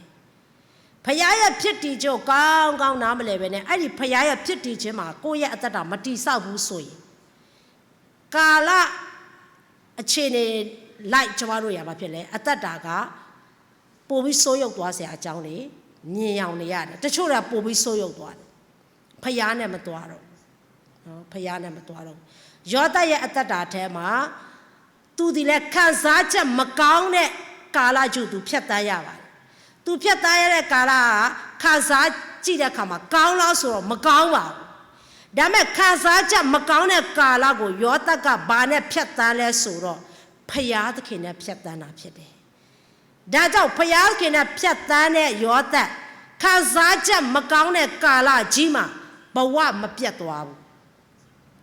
ပြီးတဲ့အခါမှာသူ့ရဲ့အသက်တာထာဝရဘုရားသစ္စာမမဲ့သွားဘူးနောက်ဆုံးမှာဖယားကိုလူကိုသုံးလို့ရတယ်အားကိုးလို့ရတဲ့ပုံကိုတယောက်ဖြစ်လာတယ်ဒီနေ့ကျမတို့ရဲ့အသက်တာကဖယားကလည်းသုံးချင်ရင်သုံးလို့ရတဲ့သူဖြစ်ရမယ်မိသားစုအတွက်လည်းအသုံးဝင်တဲ့သူဖြစ်ရမယ်အဲ့ဒါကိုဖယားကလိုချင်တာဖြစ်တယ်ဒါကြောင့်ယောသရဲ့အသက်တာထဲမှာဖယားနဲ့ဖြတ်တန်းတယ်သူ့ရဲ့ခံစားချက်မကောင်းတဲ့ကာလကျို့သူဖြတ်တန်းတဲ့အခါမှာအဲ့ဒီကာလအခြေအနေကိုသူအဲ့ကာလအခြေအနေတိုင်းသူ့ရဲ့ဘဝကိုတိဆောက်တာမဟုတ်ဘဲနဲ့ဖယားသခင်နဲ့တိဆောက်တယ်ခံစားချက်ကောင်းလားဆိုတော့မကောင်းပါဘူးသူဖြတ်တန်းရတဲ့အရာကသို့တော်လည်းဖယားနဲ့ပဲသူအဆုံးတန်ဖြတ်တန်းတဲ့အခါမှာသူ့ကိုဖယားသခင်ကကောင်းကောင်းချီးမြှောက်ခဲ့တာကျွန်တော်တွေ့ရတယ်နောက်ဆုံးသူ့ရဲ့အမျိုးအနွယ်တွေအားလုံးသူ့ကိုအားကိုးရတဲ့အထိဖယားကသုံးသွားတော့ကျွန်တော်တွေ့ရတယ်အသင်းတော်ကကောမိသားစုကကောရက်ကွက်ကကောတိုင်းနိုင်ငံကကောကျမတို့ကိုသုံးလို့ရတဲ့သူကျမတို့ဟာအကျိုးပြုသောအတ္တဖြစ်အံ့သောငါကျမတို့ရဲ့ခံစားချက်မကောင်းတဲ့ကာလကိုဖြတ်တန်းတဲ့အခါမှာတတိထားရမှာကကျမတို့နမောနမဲ့နေဖို့မဟုတ်ဘူးကိုယ့်ရဲ့ပတ်ဝန်းကျင်မှာရှိတဲ့လူတွေရဲ့အခြေအနေကိုကြည့်ပြီးအသက်ရှင်ဖို့မဟုတ်ဘူးဖယားနဲ့ဖယားစကားနဲ့အသက်ရှင်ဖို့ဖြစ်တယ်ဒါကြောင့်ယောသက်ကဖယားနဲ့ဖယားစကားပေါ်မှာပဲယက်တည်တဲ့အတွက်သူဖြတ်တန်းရတဲ့ကာလနဲ့သူကျင်လည်ရတဲ့ပတ်ဝန်းကျင်ကသူ့ကိုအယောင်ဆိုးလို့မရဘူးသူကပဲအဲ့ဒီနေရာအဲ့ဒီအခြေအနေကိုဖယားနာမ၌သူလွှမ်းမိုးနိုင်အောင်ဖယားကသူ့ကိုကောင်းချီးပေးသွားတာကျွန်တော်တွေ့ရတယ်အဲ့တော့ဒီနေ့ကျမတို့ရဲ့အသက်တာအထဲမှာဖယားအပေါင်းတရားစင်မဲ့ထာဝရဘုရားဒါကြောင့်အခြားလောကမှာဖယားတွေအများကြီးရှိတယ်အဲ့ဒီဖယားပြိတ္တအလယ်မှာနေပြီးတော့ဖယားအပေါင်းတရားစင်မဲ့ထာဝရဘုရားကိုကျွန်တော်ကိုးကွယ်နေတာဖြစ်တယ်နောက်တစ်ချက်ဇေဖနိအနာဂတိကျမ်းခန်းကြီးနဲ့အငယ်7မှာလည်းကျွန်တော်တွေ့ရတယ်ဇေဖနိအနာဂတိကျမ်းခန်းကြီးနှစ်အပိုင်းငယ်7လောက်မှာပေါ့နော်အဲ့မှာလည်းတစ်ချက်ဖတ်ကြည့်ချင်ပါတယ်ဇေဖနိအနာဂတိကျမ်းခန်းကြီးနှစ်အပိုင်းငယ်7မှာထာဝရဘုရားသည်သူတို့တစ်ဖက်၌ကြောက်ဝဲပွဲဖြစ်၍လောကီဖျားရှိသမျှတို့ကိုအငတ်ထားတော်မူလိမ့်မည်နော်ထာဝရဘုရားသည်သူတို့တစ်ဖက်၌ကြောက်မဲ့ပွဲဖြစ်၍လောကီဖျားရှိသမျှတို့ကိုအငတ်ထားတော်မူလိမ့်မည်ထာဝရဘုရားကတဲ့သူတို့တစ်ဖက်ဒီလောကီဖျားတွေရဲ့တစ်ဖက်မှာကြောက်စရာအလွန်ကောင်းတယ်တဲ့ဘာပြောလဲဆိုတော့လောကီဖျားရှိသမျှတို့ကိုအငတ်ထားမယ်ဒါဆိုဒီနှုတ်ကပတ်တော်ကျွန်တော်တို့စင်ကျင်တဲ့အခါမှာကျွန်တော်တို့ကိုးကွယ်တဲ့ထာဝရဘုရားသည်လောကီဖျားမဟုတ်ဘူးလောကီဖျားမဟုတ်ဘူးလောကကြီးကိုအစိုးရတဲ့ဖျားဖြစ်တယ်လောကကြီးထဲမှာပေါ်ထွက်လာတဲ့ဖျားမဟုတ်ဘဲနဲ့လောကကြီးကိုအစိုးရလောကကြီးကိုဖန်ဆင်းပြီးတော့ဤလောကကြီးကိုအစိုးရတဲ့ဖျားဖြစ်တယ်ဒါကြောင့်ထာဝရဘုရားကပြောတယ်ဒီလောကီဖျားတို့ရဲ့တစ်ဖက်မှာရှိနေတဲ့ထာဝရဘုရားကတဲ့တကယ်ကြောက်စရာကောင်းတယ်ဖျားကတကယ်ကြောက်စရာကောင်းတယ်မမြင်ရလို့လားမသိယုံကြည်သူတွေကမကြောက်ကြတာဖြစ်တယ်နော်အဲ့တော့လောကီဖျားတွေရဲ့တစ်ဖက်မှာရှိတဲ့ထာဝရဘုရားကြီးကြောက်စရာကောင်းတယ်လောကီဖျားတွေကိုလည်းအငတ်ထားမယ်တဲ့လောကီဖျားပဲအငတ်ထားမယ်ထာဝရဘုရားကသူ့ကိုယုံကြည်ပြီးတော့သူရွေးချယ်ထားတဲ့သူကိုတော့အငတ်မထားပါဘူးနော်ဒါကြောင့်လောကီဖျားတွေပဲအငတ်ထားခြင်းခံရမှာထာဝရဘုရားရွေးချယ်ခြင်းခံတော်သူထာဝရဘုရားကိုးကွယ်တော်သူထာဝရဘုရားမျှော်ကြည့်တော်သူကဖြစ်လေအငတ်ထားခြင်းမခံရပါဘူးအဲ့တော့စာလံကျမ်းထဲမှာဗာတွေ့ရလဲဆိုတော့ထာဝရဘုရားကိုတချို့သောတိရစ္ဆာန်တွေရတဲ့သူတို့စာတဲ့အခါမှာဘုရားကိုမျှော်ကြည့်တယ်တဲ့အချိန်တန်တဲ့အခါမှာအဲ့မျှော်ကြည့်တဲ့တိရစ္ဆာန်ကိုပဲဘုရားကအစာကျွေးတယ်တဲ့အဲ့နောက်ကဘတော်ကျွန်မဆင်ကျင်တဲ့အခါမှာတချို့ခရိယန်တွေများလိုအပ်မှုရှိလာတဲ့အခါမှာစာလောင်တဲ့အခါမှာဖျားကိုမမျှော်ကြည့်ပဲနဲ့နော်ဒီကနေ့လောကမှာမြင်ရတဲ့အရာပဲမျှော်ကြည့်တယ်တရိစ္ဆာန်တွေများသူတို့ဗိုက်စာတဲ့အရာကဖျားကိုပဲမျှော်ကြည့်တယ်သူတို့ရဲ့စာလောင်မှုပြေပြဖို့အတွက်ဖျားကိုမျှော်ကြည့်တယ်ထို့အခါမှာအချိန်တန်တော့ဖျားကအဲ့တရိစ္ဆာန်ကိုအစာကျွေးတယ်ဖျားကိုမျှော်ကြည့်တဲ့တိရစ္ဆာန်ကိုတော့အငတ်မထားတဲ့ထာဝရဘုရား ထာဝရဘုရားမျှော်ကြည့်ပြီးတော့ထာဝရဘုရားတရားနဲ့ညီဖန်ဆင်းခံရပြီးတော့ခရစ်တော်အသွေးတော်နဲ့ရွေးဝယ်ထားတဲ့ကျမတို့ဘာကြောင့်အငတ်ထားရမှာလဲဘုရားငတ်မထားပါဘူးတခါလေကြိုက်ကျမတို့ကငတ်တာမဟုတ်ပါဘူးတခါလေကြိုက်ကျမတို့ဘုရားသခင်ကချိုးချံခိုင်းတယ်အစာရှောင်ခိုင်းတယ်နော်တခါလေကြိုက်ကျမတို့အသက်တာအထဲမှာဘုရားသခင်ကသူနဲ့အစာရှောင်ခြင်းဆိုတာနှိမ့်ချခြင်းပေါ့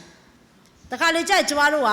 အစာရှောင်ခြင်းနားမလဲတဲ့အခါမှာဘုရားအစာရှောင်တာမဟုတ်ဘဲနဲ့စာနာပြနေကြတာလည်းအများကြီးပဲနော်စာနာပြတာနဲ့အစာရှောင်တာနဲ့လည်းတခြားစီပဲ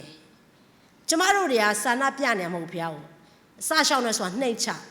အစားစရာရှိတယ်ဒါပေမဲ့ဒီနေ့ကျမတို့ပထနာပြုမဲ့အရာကအဲ့ဒီစားရမယ့်အရာထက်ပိုအရေးကြီးတယ်လို့ဘုရားကိုကျမတို့ကဘုရားရှိခိုးသွားခြင်းဖြစ်တယ်ကိုယ်ခန္ဓာကိုယ်ချိုးဖဲ့လိုက်တာပေါ့အစာရှောင်နေဆိုတာကိုယ်ခန္ဓာကိုယ်ချိုးဖဲ့လိုက်တာဖြစ်တယ်တမန်ကျမ်းစာမှာကျမတို့ကြည့်တဲ့အခါမှာကျမတို့တွေကတိုင်းပြည်ငြိမ်းချမ်းရဖို့အတွက်အစာရှောင်ကြမယ်နော်ပြဿနာတွေပြေပြဖို့အတွက်အစာရှောင်ကြမယ်ပျောက်ဆုံးသောဝိညာဉ်တွေအတွက်ကျမတို့အစာရှောင်ကြမယ်နော်မကျမ်းမာတဲ့သူတွေကျမ်းမာဖို့ကျမတို့အစာရှောင်ကြမယ်ကောင်းပါတယ်ကျမ်းစာထဲမှာထူးခြားတဲ့ပုဂ္ဂိုလ်တယောက်ရှိတယ်သူကတော့ကျမ်းမာဖို့လည်းအစာရှောင်တာမဟုတ်ဘူးသူ့ရဲ့တိုင်းပြည်အေးချမ်းဖို့လည်းအစာရှောင်တာမဟုတ်ဘူးဒီကနေ့ဒုက္ခပြဿနာတွေကကယ်ဖို့လည်းအစာရှောင်တာမဟုတ်ဘူးသူအစာရှောင်တာကဖခင်ရဲ့နှုတ်ကပတ်တော်နားလဲခြင်းလို့အစာရှောင်တာကျွန်မအဲ့ဒါကြည့်တဲ့အခါမှာအော်ငါတို့အတတတာမှာကျမ်းစာကိုနားလဲခြင်းလို့ဖခင်သခင်ကဖွင့်ပြပါနော်ကျမ်းစာဖတ်လိုက်တယ်ကိုယ်လည်းနားမလဲပြန်ထားခဲ့တယ်ကျန်တဲ့ပြန်ဖတ်တယ်ဒါပေမဲ့အဲ့ဒီပုဂ္ဂိုလ်ကတော့နားလဲခြင်းလို့ဖယားခင်သူဆုတောင်းတယ်တောင်းပန်တယ်တဲ့ငါတို့ဒီတဲ့တမန်ကျမ်းဆောင်နားလဲစေခြင်းကဖယားကိုလည်းမတောင်းပန်ကြဘူးတဲ့သူကပြောတယ်ကျမတို့ရတောင်းတပန်ပန်နဲ့ဖတ်တာမဟုတ်ဘူးနော်တခါလေကြာရင်တော့မှဘာဖြစ်လဲအဖြစ်ကလေးဖတ်လိုက်တာကျမ်းစာဖတ်ရင်လည်းတော့မှဟိုအတွေးဒီအတွေးတွေဝင်လာသေးတယ်ဖယားခင်ဘာပြောလဲစင်ကျင်တာထက်ကျမ်းစာဖတ်ရရင်လည်းအတွေးတွေဝင်လာသေးတယ်တခါလေကြာတချို့နှုတ်ကပတ်တော်ကလည်းကိုပြောချင်တဲ့လူကိုသွားမြင်အောင်ပြန်သေးတယ်နော်အဲ့တော့ကျမတို့အသက်တာထဲမှာပြောင်းလဲဖို့အတွက်ဖယားဘာပြောချင်တာလဲဆိုတာနားလည်ဖို့အတွက်ကျမ်းစာဖတ်ရင်လည်းအပြစ်ကိုဖြည့်နေကြတယ်ဒါကြောင့်မို့ဒေသနာကျမ်းအခန်းကြီး9မှာ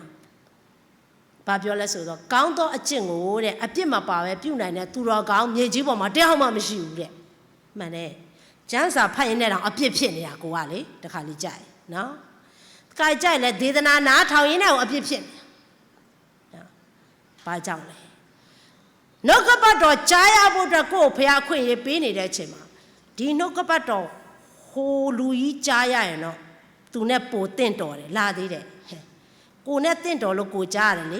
ဒေသနာနားထောင်နေတဲ့ဟိုလူကြီးဆိုတာအပြစ်ကဖြစ်သေးတယ်နော်ဒီနေ့ကျမတို့အသက်တာထဲမှာကျမ်းစာကတော့ဘယ်တော့မှမမှားဘူးလောကမှာကောင်းတဲ့အလုပ်ကိုအပြစ်မပါပဲနဲ့တဲ့လုံနိုင်တဲ့သူတော်ကောင်းတစ်ယောက်မှမရှိလို့ဒေသနာခွန်ထဲမှာပြောမိတာလောက်တဲ့အလုပ်ကတော့ကောင်းတဲ့အလုပ်ပဲဒါပဲဘာပါနေအပြစ်ကပါနေနော်နှုတ်ကပတ်တော်ဟောရင်းနဲ့အမှုတော်ဆောင်နေလဲဒီလိုပါပဲဟောတာတော့နှုတ်ကပတ်တော်ပဲဒါပဲတခါလေကြာရင်အပြစ်ကပါသေးတယ်နော်နှုတ်ကပတ်တော်ဟောရင်းနဲ့ဘာပါသွားတယ်အတင်းတွေပါသွားတယ်လေတရင်ပြောရင်အတင်းကပါလာတယ်အဲ့ဒါအပြစ်ပါသွားပြီပေါ့ကျမတို့ကနှုတ်ကပတ်တော်ဝင်ငါနေတဲ့အမှုတော်စောင်းမင်းလေးနှုတ်ကပတ်တော်ဝင်ငါရတယ်ဆိုကောင်းတဲ့အလုပ်လုပ်တာဒါပေမဲ့ကျမ်းစာကအပြစ်မပါပဲကောင်းတဲ့အလုပ်ကိုလုပ်နိုင်တဲ့သူတော်ကောင်းတရားမှမြေကြီးပေါ်မှာမရှိဘူးတဲ့ဒါကျမတို့ကသူတော်ကောင်းတရားမှမြေကြီးပေါ်မှာမရှိဘူးအမှုတော်စောင်းမင်းလေးတရားဟောရင်းနဲ့အပြစ်ဖြစ်တရင်စကားပြောရင်းနဲ့ခဏနဲ့အတင်းကထည့်လိုက်သေးတယ်နော်အဲ့တော့ကျမတို့ဖခင်ကျမတို့ရဲ့ဝိညာဉ်ရေးမှာခေါင်းဆောင်တွေဖြစ်တဲ့နော်တချို့တဲ့တော့ခေါင်းဆောင်တွေဆိုလို့ရှိရင်တရားဟောရင်းနဲ့ဒုနှုတ်ကပတ်တော်ဟောနေတဲ့အချိန်မှာအောက်ကနေရွာစီမလုံးနဲ့ရွာစီလုံးလို့ကတော့တရားဟောတဲ့ပလင်ကနေစိမ့်ပြီးတော့ကောက်သွားခေါက်တာအဲ့ဒါတကယ်နော်ဒါမဲ့ तू ကဘာဖြစ်လဲ တရားဒေသနာကိုစိတ်နားထောင်နှလုံးသွင်းစေခြင်းတဲ့အခါမှာနှုတ်ကပတ်တော်ဝင်ငါကျွန်စိတ်နှောက်ယှက်ဖြစ်စေတဲ့အမှုရာကိုတွေ့တာနဲ့ဖယားရှိခိုးပြီးမှဆုံးမတာမဟုတ်တော့ဟောနေရင်တန်းလန်းနဲ့ပလင်ပေါ်ကဆင်းပြီးတော့ဂေါအဲ့လိုခောက်တာနော်တချို့ကသိလိမ့်မယ်အဲ့ဆရာ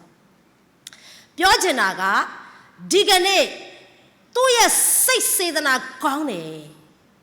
ဟုတ်တယ်လေတရားဒေသနာဝင်ငါတဲ့အခါမှာတေချာနားထောင်နှလုံးသွင်းလေတေချာနားထောင်နှလုံးသွင်းရမယ့်အချိန်မှာဘာဖြစ်လဲနှုတ်ကပတ်တော်ကြားနာကြအစီတာဖြစ်မဲ့အမှုရလောက်တဲ့အခါမှာဒေနာဝင်ရတဲ့လူကဒီမှာစိတ်ကမပျော်တော့မပျော်တဲ့အခါကျဘာဖြစ်လဲမိသားစုလည်းဖြစ်တယ်ကိုယ်သားသမီးလည်းဖြစ်တဲ့အခါကျလက်ကပါလာတာပေါ့အဲ့တော့ကျမတို့အမှုတော်ဆောင်ပင်လင်းကောင်းတဲ့အလုပ်ကြီးဟူသောနှုတ်ကပတ်တော်ဝင်ငါနေစင်မှာပင်အပြစ်ကပါလာတာပဲပါလာတာပဲဒါကျမတို့ဝန်ခံရမယ်ကောင်းတဲ့အလုပ်ကိုအပြစ်မပါပဲလုံနိုင်တဲ့သူတော်ကောင်းတယောက်မှမြေကြီးပေါ်မှာမရှိဘူးဒါကြောင့်ဖျားလိုအပ်တယ်ကျမတို့တတ်တာတယ်ဖျားမထိန်ရင်သာဝရဖျား၌ကျမတို့မသွားရင်ခုနလိုပေါ့ကောင်းတာလုပ်ရင်လည်းအပြစ်ကပါလာမှာဖြစ်တယ်ဖျားအထိန်ခံရမယ်ဖျားနဲ့လုံမယ်ဆိုရင်ဒီနေ့ကျမတို့အသက်တာအထဲမှာကောင်းတာကိုလုပ်ရင်းနဲ့အပြစ်ကနေရာယူလာမှာမဟုတ်ဘူးဆိုတာကိုပြောပြချင်တယ်ဒါကြောင့်ဒေသနာခွန်ကပြောချင်တာကဒီနေ့ကိုထိမ့်မယ်ကိုအခြေအနေနဲ့ကိုလုပ်မယ်ဆိုရင်တော့ကောင်းတာလုပ်ရင်အပြစ်ကပါလာမှာပဲတဲ့ဒါနှုတ်ကပတ်တော်ဖတ်သည်ဖြစ်စေဒေသနာနားထောင်သည်ဖြစ်စေနှုတ်ကပတ်တော်ဝင်ငါနေသည်ဖြစ်စေပေးကမ်းခြင်းအမှုကောင်းတဲ့အလုပ်ကိုလုပ်နေသည်ဖြစ်စေအပြစ်မပါဖို့လို့ဖျားထိမ့်ဖို့လိုတယ်ဖျားအထိန်ခံဖို့လိုတယ်ဆိုတာကိုလည်းနားလည်ရပါတယ်ဒါကြောင့်ဘုရားကလောကီဘုရားရှိသမျှတို့ကိုအငတ်ထားမယ်ဒါဆိုကျွန်တော်တို့ကိုးကွယ်တဲ့ဘုရားဒီလောကီဘုရားမဟုတ်ဘူးနော်ဘုရားအပေါင်းတရားစီမဲ့ဘုရားဖြစ်တယ်လောကီဘုရားရှိသမျှအငတ်ထားမဲ့ဘုရားဖြစ်တယ်ကောင်းကင်မြေကြီးကိုဖန်ဆင်းတဲ့ဘုရားဖြစ်တယ်အတိတ်ပြစ္ဆုတ်ပါအနာဂတ်ကာလရှိအစဉ်ရှိတဲ့ဘုရားဖြစ်တယ်အစလဲသူပဲအဆုံးလဲသူပဲဒါကြောင့်ငါရှေ့မှာဘယ်ဘုရားမှမရှိတော့ငါနောက်မှာလည်းဘယ်ဘုရားမှပေါ်လာစရာအကြောင်းမရှိဘူးမှန်တဲ့ဘုရားအသက်ရှင်တဲ့ဘုရားနိစ္စထာဝရဘုရင်ဖြစ်တယ်။ကောင်းကင်ရဲ့မြေကြီးကိုမဖန်ဆင်းတဲ့ဘုရားမှန်သမျှဤကောင်းကင်အောင်မြေကြီးပြန်နဲ့ကွယ်ပြောက်စေမဲ့ဘုရားသည်ကျွန်တော်ကိုးကွယ်နေတဲ့ထာဝရဘုရားဖြစ်ပါတယ်။ကိုးကွယ်ထိုက်တဲ့ချီးမွမ်းထိုက်တဲ့ဘုရားသခင်ဖြစ်ပါတယ်။အဲ့ဒီဘုရားသခင်ကဒါထာဝရဘုရားရဲ့ဖြစ်တည်ခြင်းပေါ့။ဘုရားရဲ့ဖြစ်တည်ခြင်းကျွန်တော်ကောင်းကောင်းနားလည်လာတဲ့အခါမှာလူတွေကဘုရားအခြားဘာသာဝင်တွေကဖျားဆိုတာအတူတူပါပဲလို့ပြောလိုက်မတူဘူးမတူတဲ့အကြောင်းကဒီလိုရှိတယ်ကျွန်တော်ပြန်ပြောနိုင်မှာဖြစ်တယ်ဒါပေမဲ့ဖျားရဲ့ဖြစ်တည်ကြောနားမလဲတဲ့ခါမှာကျွန်တော်တို့တွေကလက်ခံကြတယ်နော်သခင်ယေရှုခရစ်တော်သည်လောကမှာလူစားတိလာခံတဲ့ဖျားဖြစ်တယ်ဖျားစစ်ကနေလူစားတိလာခံရတဲ့အကြောင်းရင်းကလည်းရှိပြီးသားဒါကြောင့်သခင်ယေရှုကလည်းအခြားဖျားနဲ့မတူတဲ့အကြောင်းကိုလည်းကျွန်တော်တို့ကလည်းပြောပြနိုင်ရမှာဖြစ်တယ်လူကိုကယ်ဖို့အတွက်ဘာဖြစ်လဲလူစားတိခန္ဓာဖြစ်တယ်ဒီနေ့သွေးလိုနေတဲ့လူတယောက်ကိုကျမတို့ကလှူကျင်တိုင်းဒီတိုင်းစွတ်လှူလို့မှမရတာဒီနေ့သွေးလိုအပ်နေတဲ့လူနာတယောက်ကိုသွေးလှူကျင်တဲ့အခါမှာအမျိုးအစားတူရတယ်သွေးမှာလည်းဘာဖြစ်လဲကျန်းမာရေးကောင်းနေရမယ်သွေးကလည်းတန့်နေရမယ်နော်ယောဂကင်းတဲ့သွေးဖြစ်နေရမယ်ယောဂကင်းတဲ့သွေးဖြစ်အောင်လည်းမပြီးသေးဘူးအမျိုးအစားတူရမယ်အမျိုးအစားတူုံနဲ့မရသေးဘူးဘာဖြစ်လဲယောဂကင်းတဲ့သွေးဖြစ်နေရမယ်ဒါကြောင့်ယေရှုခရစ်တော်ကကျမတို့အပြစ်အတွက်ဤလောကမှာဖျားအစစ်ကနေလူစားတိလာခံတဲ့အခါမှာဘာဖြစ်လို့လူစားတိခံရလဲဆိုလူကိုကယ်မှာမို့လို့အမျိုးအစားတူဖို့အတွက်လူစားတိလာခံရတာဖြစ်တယ်အဲ့တော့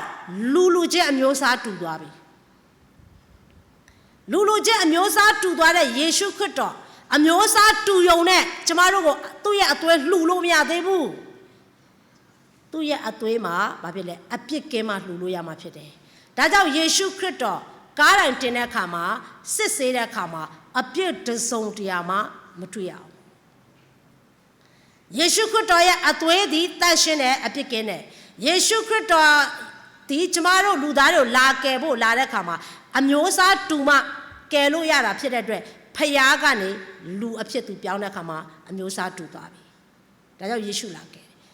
ယေရှုသည်လူစားတိလာခံတဲ့အတွက်တချို့တွေကယေရှုကိုဖျားနေရမထားနိုင်တာဖြစ်တယ်ယေရှုဟာဖျားသားတက်ပဲလောကမှာလူစားတိလာခံတဲ့အတွက် तू မတတ်နိုင်တဲ့အရာတွေရှိတယ်စသဖြင့်မို့ငါခမဲတော်မတပါအဲ့ဒါကိုငါလည်းမသိဘူးပြောတဲ့အရာလေးတွေကိုကောက်ယူပြီးတော့နော်ယေရှုကိုဘာဖြစ်လဲလူတက်ဖန်ဆင်းခံလို့နေရာမှာသဘောထားတဲ့လူရရှိတယ်ယေရှုခရစ်တော်ကဖျားပါအဲ့တော့ဖျားစစ်ကနေလူစားတိလာခံယူတာအကြောင်းရှိတယ်အခုနကျွန်မပြောလို့အမျိုးစားတူရမယ်သွေးကလည်းအပြစ်ကင်းရမယ်ဒါကြောင့်ယေရှုခရစ်တော်သည်လူအိုကယ်မှာမို့လို့လူစားတိခံတယ်ပြီးတော့အပြစ်ကင်းတဲ့အသွေးနဲ့ကျွန်တော်တို့ကိုရွေးဝယ်သွားတာဖြစ်တယ်အဲ့တော့လူစားတိလာခံတယ်လူအဖြစ်လောကကိုကြွလာတဲ့အတွက်ဖျားမဟုတ်ဘူးလို့ကျွန်တော်ပြောလို့မရဘူးဖျားအစစ်ဖြစ်တယ်ယေရှုခရစ်တော်သည်မန်၅ပါးအောင်မြင်ကြောင်းတသက်ပြခဲ့တယ်ဖျားမှန်ရင်မန်၅ပါးအောင်မှာဖြစ်တယ်ယေရှုခရစ်တော်အဲ့ဒီမန်၅ပါးနဲ့စစ်လိုက်တဲ့အခါမှာ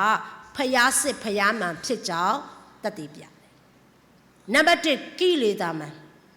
နံပါတ်2ဒေဝပုတ္တရမှန်နံပါတ်3ခန္ဓာမှန်နံပါတ်4မြစ်စုမှန်နံပါတ်5အဘိသင်္ခါရမှန်မန်၅ပါးအောင်မြင်တဲ့ဖျားဖြစ်တယ်လူစားတိလာခန္ဓာတော့ဟုတ်တယ်လူမဟုတ်ဘူးဖျားဖြစ်တယ်ဖျားဖြစ်ကြောင်းကိုမန်၅ပါးအောင်ကြောင်းကိုမန်၅ပါးနဲ့သက်သေထုတ်ခဲ့တယ်လောကမှာအခြားဖျားတွေအများကြီးပဲမန်၅ပါးမအောင်ကြဘူးလေဖျားမှန်မန်၅ပါးအောင်ရတာဖြစ်တယ်ဒါကြောင့်မန်၅ပါးနဲ့ယေရှုကိုစစ်လိုက်တဲ့အခါမှာကိလေသာမှန်နဲ့စစ်တဲ့အခါမှာယေရှုအောင်တာပဲ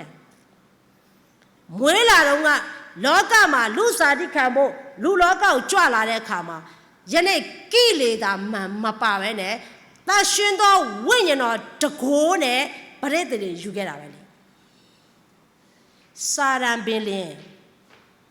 မွေထဲမှာဝင်ပြီးတော့အေဝရှိကိုသွားနိုင်တဲ့တကိုးရှိတယ်ဆိုရင်ကျွန်တော်တို့ကိုးကွယ်တဲ့ယေရှုခရစ်တော်ဖျားကလည်းမာရိရဲ့ဗိုက်ထဲမှာဝိညာဉ်တော်တကိုးနဲ့ကလေးအဖြစ်မဝင်လာနိုင်စရာအကြောင်းမရှိဘူးနော်အဲ့ဒီဝိညာဉ်မှာစာရမဏကအေဝရှိကိုသွားတဲ့အခါမှာသူ့ရုပ်လုံးပေါ်ပြီးသူသွားတာမှမဟုတ်တာမွေကိုသုံးသွားတယ်တဲ့အဲ့တော့အေဝကလည်းစာတော်မမြင်ဘူးမွေကိုပဲမြင်တာဒါကြောင့်ဘုရားကမင်းတို့ဒီအသီးဘသူစားခိုင်းလဲမယ်မွေတဲ့မွေစားခိုင်းတာတဲ့သူဘာပဲမြင်တယ်မွေပဲမြင်တာလေတကယ်တော့မွေကသူ့စားခိုင်းတာမဟုတ်လေမွေအထဲမှာစာရန်ကဘာဖြစ်လဲနေရာယူပြီးတော့အေဝရှုသွားတာဖြစ်တယ်စာရန်ရဲ့တကိုးပင်လေမွေထဲမှာဝင်ပြီးတယောက်ဆောင်နိုင်တယ်ဆိုရင်ဒီနေ့စာရန်ကိုဖန်ဆင်းပြီးတော့စာရမဏတ်ကိုဆုံးမပြီးတော့အပယ်ကိုချမဲ့အသက်ရှင်တဲ့ထာဝရဘုရားကမာရိရဲ့ဗိုက်ထဲမှာဝိညာဉ်တော်တကိုးနဲ့ပရိသေတွေမယူနိုင်စရာအကြောင်းမရှိဘူးဒါကြောင့်မာရိရဲ့ဗိုက်ထဲမှာပရိသေတွေယူတယ်ကိလေသာနဲ့ပရိသေတွေယူတဲ့ဖျားမဟုတ်ဘူးမွေးလာပြီးတဲ့အခါမှာလည်းပဲကိလေသာမောင်အဆုံးထအောင်တယ်33နှစ်မြေကြီးပေါ်မှာနေခဲ့တယ်ဘာဖြစ်လဲကိလေသာမပါဘဲနဲ့တေခြင်းကိုအနိုင်ယူသွားတယ်လူပြိုဖျားဖြစ်တယ်အိမ်အောင်ပြုသားမွေမပြုခဲ့ဘူးကိလေသာမှန်နဲ့စစ်တဲ့အခါမှာမွေးဖွားခြင်းမှစပြီးတော့ကောင်းကင်ပြန်တက်တဲ့အထိကိလေသာမှန်အောင်တဲ့ဖျားဖြစ်တယ်ယေရှုဒါကြောင့်မလို့အခြားဖျားတွေနဲ့ယေရှုဟာတူတူပါပဲပြောလို့မရသလိုယေရှုဟာလူတက်ပဲမဟုတ်ဘူးယေရှုဟာဖျားရဲ့စေလွတ်ခံသားတက်ပဲမဟုတ်ဘူးတကိုးရှင်လည်းဖြစ်တယ်နော်ကိလေသာမှအောင်တယ်ဒေဝဗုဒ္ဓမှာဒေဝဗုဒ္ဓမှာဆိုတာကနတ်ဆိုးမာနကိုအောင်တာဖြစ်တယ်တကယ်ယေရှုလူစားတို့လာခံတဲ့အခါမှာမာနကလည်းသူ့ကိုသွေးဆောင်တာပဲလေဒါပေမဲ့မာနရဲ့သွေးဆောင်ခြင်းလည်းအောင်တယ်မာနကတော့မှသူ့ကိုကြောက်ရတယ်လောကမှာအခြားဖျားတွေကလူကနေဖျားဖြစ်သွားတာနော်ဖျားဖြစ်ဖို့ကြိုးစားတာယေရှုကလူကနေဖျားဖြစ်တာမဟုတ်ဘူးဖျားစစ်ကနေအမျိုးစားတူဖို့အတွက်လူကိုကယ်ဖို့အတွက်လူအမျိုးစားတူဖို့အတွက်လူစားတိလာခံလိုက်တာဖြစ်တယ်အဲ့တော့ယေရှုခရစ်တော်ဒီနတ်ဆိုးတွေနဲ့နတ်ပန်းလုံးဆရာအကြောင်းမရှိဘူးနတ်ဆိုးတွေနဲ့ fighting ပေးဆရာအကြောင်းမရှိဘူးဘာကြောင့်လဲနတ်ဆိုးအောင်တဲ့ဖျားနတ်ဆိုးကြောက်နတ်ဆိုးတွေကသူ့ကိုကြောက် ဒါကြောင့်သင်္ချိုင်းတစားပြင်ထဲမှာတန်ကြိုးအခက်တန်ကြိုးနဲ့ထချီထားတဲ့ဝိညာဉ်ဆိုးနတ်ဆိုးကယေရှုကိုတွေ့တဲ့အခါမှာအိုးအမြင့်ဆုံးသောဘုရားသားယေရှုတခါတည်းပြတ်ဝတ်သွားတာသခင်ယေရှုခရစ်တော်ဟာနတ်ဆိုးတွေနဲ့မာနနဲ့ခွိခွချပြီးအနာယူခဲ့တာမဟုတ်ဘူးနတ်ဆိုးတွေကမြင်တာနဲ့ယေရှုကိုကြောက်တာဖြစ်တယ်ဒါဒေဝပုတ္တရမှာအောင်တာဖြစ်တယ်အခြားဖရာတွေကဘာဖြစ်လဲမာနနဲ့အပြန်အလှန်ဖိုက်နေရတာယေရှုကဖိုက်เสียမလို့မာနရဲ့သွေးဆောင်ခြင်းလည်းအောင်မြင်တယ်လို့လူစားတိခါတဲ့ခါမှာသူလည်းမာနရဲ့သွေးဆောင်ခြင်းခံရတာပဲဒါပေမဲ့မာနသွေးဆောင်ခြင်းအနိုင်ယူတယ်ဖျားစစ်ဖြစ်သောကြောင့်မာနကသူ့ကိုမြင်တာနဲ့ကြောက်ပြောက်ဝတ်သွားတာပဲပြောက်ဝတ်သွားတာပဲဒါကြောင့်ဖျားခင်တဆူရီရှိကိုတင်ယုံဤကောင်းပြီနတ်ဆိုးတို့ဒီလည်းယုံရေးကြောက်တော်လို့ကြည်တဲ့ယာကုပ်ထဲမှာယာကုပ်29ထဲမှာဖျားခင်တဆူရီရှိတင်ယုံတယ်တဲ့ကောင်းတယ်တဲ့နတ်ဆိုးတွေကလည်းယုံပြီးကြောက်တယ်တဲ့မန်ငါပါဒုတိယမန်ဖြစ်တဲ့ဒေဝဗုဒ္ဓမောင်ယေရှုအောင်ခဲ့ပါတယ်လူတက်တက်ပဲမဟုတ်ပါဘူးဖျားဖြစ်တယ်ခန္ဓာမန်စစ်တဲ့ခါမှာလဲဖျားရဲ့ဖြစ်တည်ခြင်းခန္ဓာနဲ့ဒီလောကကြီးမှာလူရဲ့ခန္ဓာနဲ့လူဇာတိလာခံတယ်ဒီခန္ဓာကိုလည်းအောင်မြင်ခဲ့တယ်ခန္ဓာကိုယ်မှာဖျားနာခြင်းမရှိဘူးနာခန္ဓာကိုယ်မှာယောဂမရှိဘူးဒါခန္ဓာမှန်ဆိုတာအဲ့ဒါကိုပြောတာဖြစ်တယ်ယေရှုခရစ်တော်အချိုအစားများလို့စီးကြိုဖြစ်သွားတယ်ဆိုတာမရှိဘူးယေရှုခရစ်တော်အငန်များအစားများလို့တွေးတိုးတယ်ဆိုတာမရှိဘူးနော်ယေရှုကခန္ဓာမှာအောင်တယ်အစားမသွားလို့ဝင်သွားတယ်ဆိုတာယေရှုမဟုတ်ဘူးယေရှုမှာမရှိဘူးနော်ဘာကြောင့်လဲခန္ဓာမှာအောင်တဲ့ဖခင်ဖြစ်တယ်ဖခင်မှခန္ဓာကိုလည်းအောင်ရမှာဖြစ်တယ်ယေရှုကအောင်တယ်ယေရှုကကိုယ်တိုင်လည်းကြားမှာယုံတာမကဘဲနဲ့ယောဂတွေကိုအနိုင်ယူတာမကဘဲနဲ့နာယောဂသမားတွေတော့မှပေးပြောက်တဲ့ဖခင်ဖြစ်တယ်ခန္ဓာကိုအောင်တဲ့ဖခင်ခန္ဓာမှောင်လည်းအောင်တယ်နော်ခန္ဓာမကျွင်းထမြောက်တဲ့ဖခင်ဖြစ်တယ်လောကမှာယေရှုခရစ်တော်ရဲ့ခန္ဓာအစိတ်ပိုင်းဘယ်နာမှမရှိဘူးလိုက်ရှာမရှိဘူးဘာကြောင့်လဲယေရှုခရစ်တော်ကခန္ဓာကိုအောင်တဲ့ဖခင်ထမြောက်တဲ့ခါမှာလည်းခန္ဓာမကျွင်းထမြောက်တဲ့ဖခင်ဖြစ်တယ်ဒါသုံးတစ်ချက်ခန္ဓာမှာအောင်မြင်ခြင်းဖြစ်တယ်လေးတစ်ချက်မြစ်စုမှာဆိုသေခြင်းကိုအောင်တဲ့ဖခင်ဖြစ်တယ်လောကမှာဖခင်တွေအများကြီးပဲသေသွားတာပဲသူတို့လည်းဒါပေမဲ့သေကျုံးမအောင်ကြဘူးသို့တော်လည်းပဲလူစားတိလာခံတဲ့ကျမတို့ကိုးကွယ်တဲ့ယေရှုခရစ်တော်ဖခင်ကတော့သေခြင်းကိုအောင်တဲ့ဖခင်ဖြစ်တယ်ဘာကြောင့်သေလဲဆိုတာလည်းအဖြေပေးထားတယ်တစ်ကောခန်းကြီး15အပိုင်းငယ်3နဲ့4မှာအဖြေပေးထားတယ်တစ်ကော15အပိုင်းငယ်3နဲ့4မှာငါတို့အပြစ်ကြောင့်ယေရှုသည်ငါတို့အပြစ်ကြောင့်အသေးခံတယ်တဲ့တကြိုပြီးမှကျမ်းစာလာသည့်တိုင်3ရက်မြောက်နေ့၌ရှင်ပြန်ထမြောက်တယ်သေတယ်ဘာကြောင့်သေလဲလဲပြောပြတယ်အခြားဖျားတွေလည်းသေတာပဲသူ့မှာလည်းအကြောင်းရှိရပဲဘာကြောင့်သေသွားတယ်ပေါ့ယေရှုလည်းသေတဲ့အကြောင်းရှိတယ်သူသေတဲ့အကြောင်းကငါတို့အပြစ်ကြောင့်အသေးခံတယ်အသေးခံတာဖြစ်တယ်နော်အသေးခံပေးတာဖြစ်တယ်အဲ့တော့ယေရှုခရစ်တော်သေသွားတယ်ဘာကြောင့်သေလဲအဓိပ္ပာယ်ရှိတယ်နော်ငါတို့အပြစ်ကြောင့်အသေးခံတယ်ယေရှုသေတာကကျမတို့အပြစ်ကြောင့်ဖြစ်တယ်သေပြီးတဲ့ဘုရားမဟုတ်တကြိုခြင်းလည်းခံလိုက်သေးတယ်တင်ញိုင်းထဲမှာထည့်လိုက်တယ်တကြိုပြီး3ရက်မြောက်မှာရှင်ပြန်ထမြောက်တယ်ဒါကြောင့်မြစ်စုမှန်ကိုလည်းအောင်တဲ့ဘုရားဖြစ်တယ်ထိုဘုရားကိုကိုးကွယ်နေရဖြစ်တယ်နောက်ဆုံးတစ်ချက်အဘိသင်္ခါရမန်အဘိသင်္ခါရမန်ဆိုတာကအတိတ်ပြစ္ဆုတ်ပါအနာဂတ်ကာလအစဉ်ရှိတဲ့ဘုရားဖြစ်တယ်ယေရှုကထမြောက်ပြီးတဲ့အခါမှာမဿဲ28မှာပြောလဲနော်ငါဒီကကဘာကုံတိတော်သင်တို့နဲ့အတူရှိမယ်မဿဲ28:20နော်ကကဘာကုံတိတာအတူရှိပေမဲ့ရှင်ပြန်ထမြောက်တဲ့ဖခင်ကောင်းငင်ပြန်သွားတဲ့ဖခင်ကလေအဘိသင်္ခါရမန်ဖြစ်တယ်လူစားတိလာခံပြီးတော့ရှင်ပြန်ထမြောက်ပြီးကောင်းငင်တက်ပြီးပျောက်သွားတဲ့ဖခင်မဟုတ်ဘူးကကဘာကုံတိတာအတူဆက်ရှိပေးနေတဲ့ဖခင်ဖြစ်တယ်အဲ့တော့အသက်ရှင်တာမကရှိနေတဲ့ဖခင်ဖြစ်တယ်ဖခင်မှန်ရင်အဲ့ဒီမန်၅ပါးလို့အောင်မြင်ရမှာဖြစ်တယ်ဒါကြောင့်ယေရှုခရစ်တော်ရဲ့ဖြစ်တည်ခြင်းကိုနားမလည်တဲ့အခါမှာဒီနေ့ဘာဖြစ်လဲခရိယန်တွေထဲမှာ အယူဆတွေမှားပြီးတော့လွဲမှားတဲ့အယူနောက်ကိုလိုက်သွားတဲ့ခရိယန်တွေအများကြီးပဲကျွန်တော်တို့မိတ်ဆွေတချို့တောင်ပါသွားတယ်ဟုတ်တယ်ယေရှုဟာ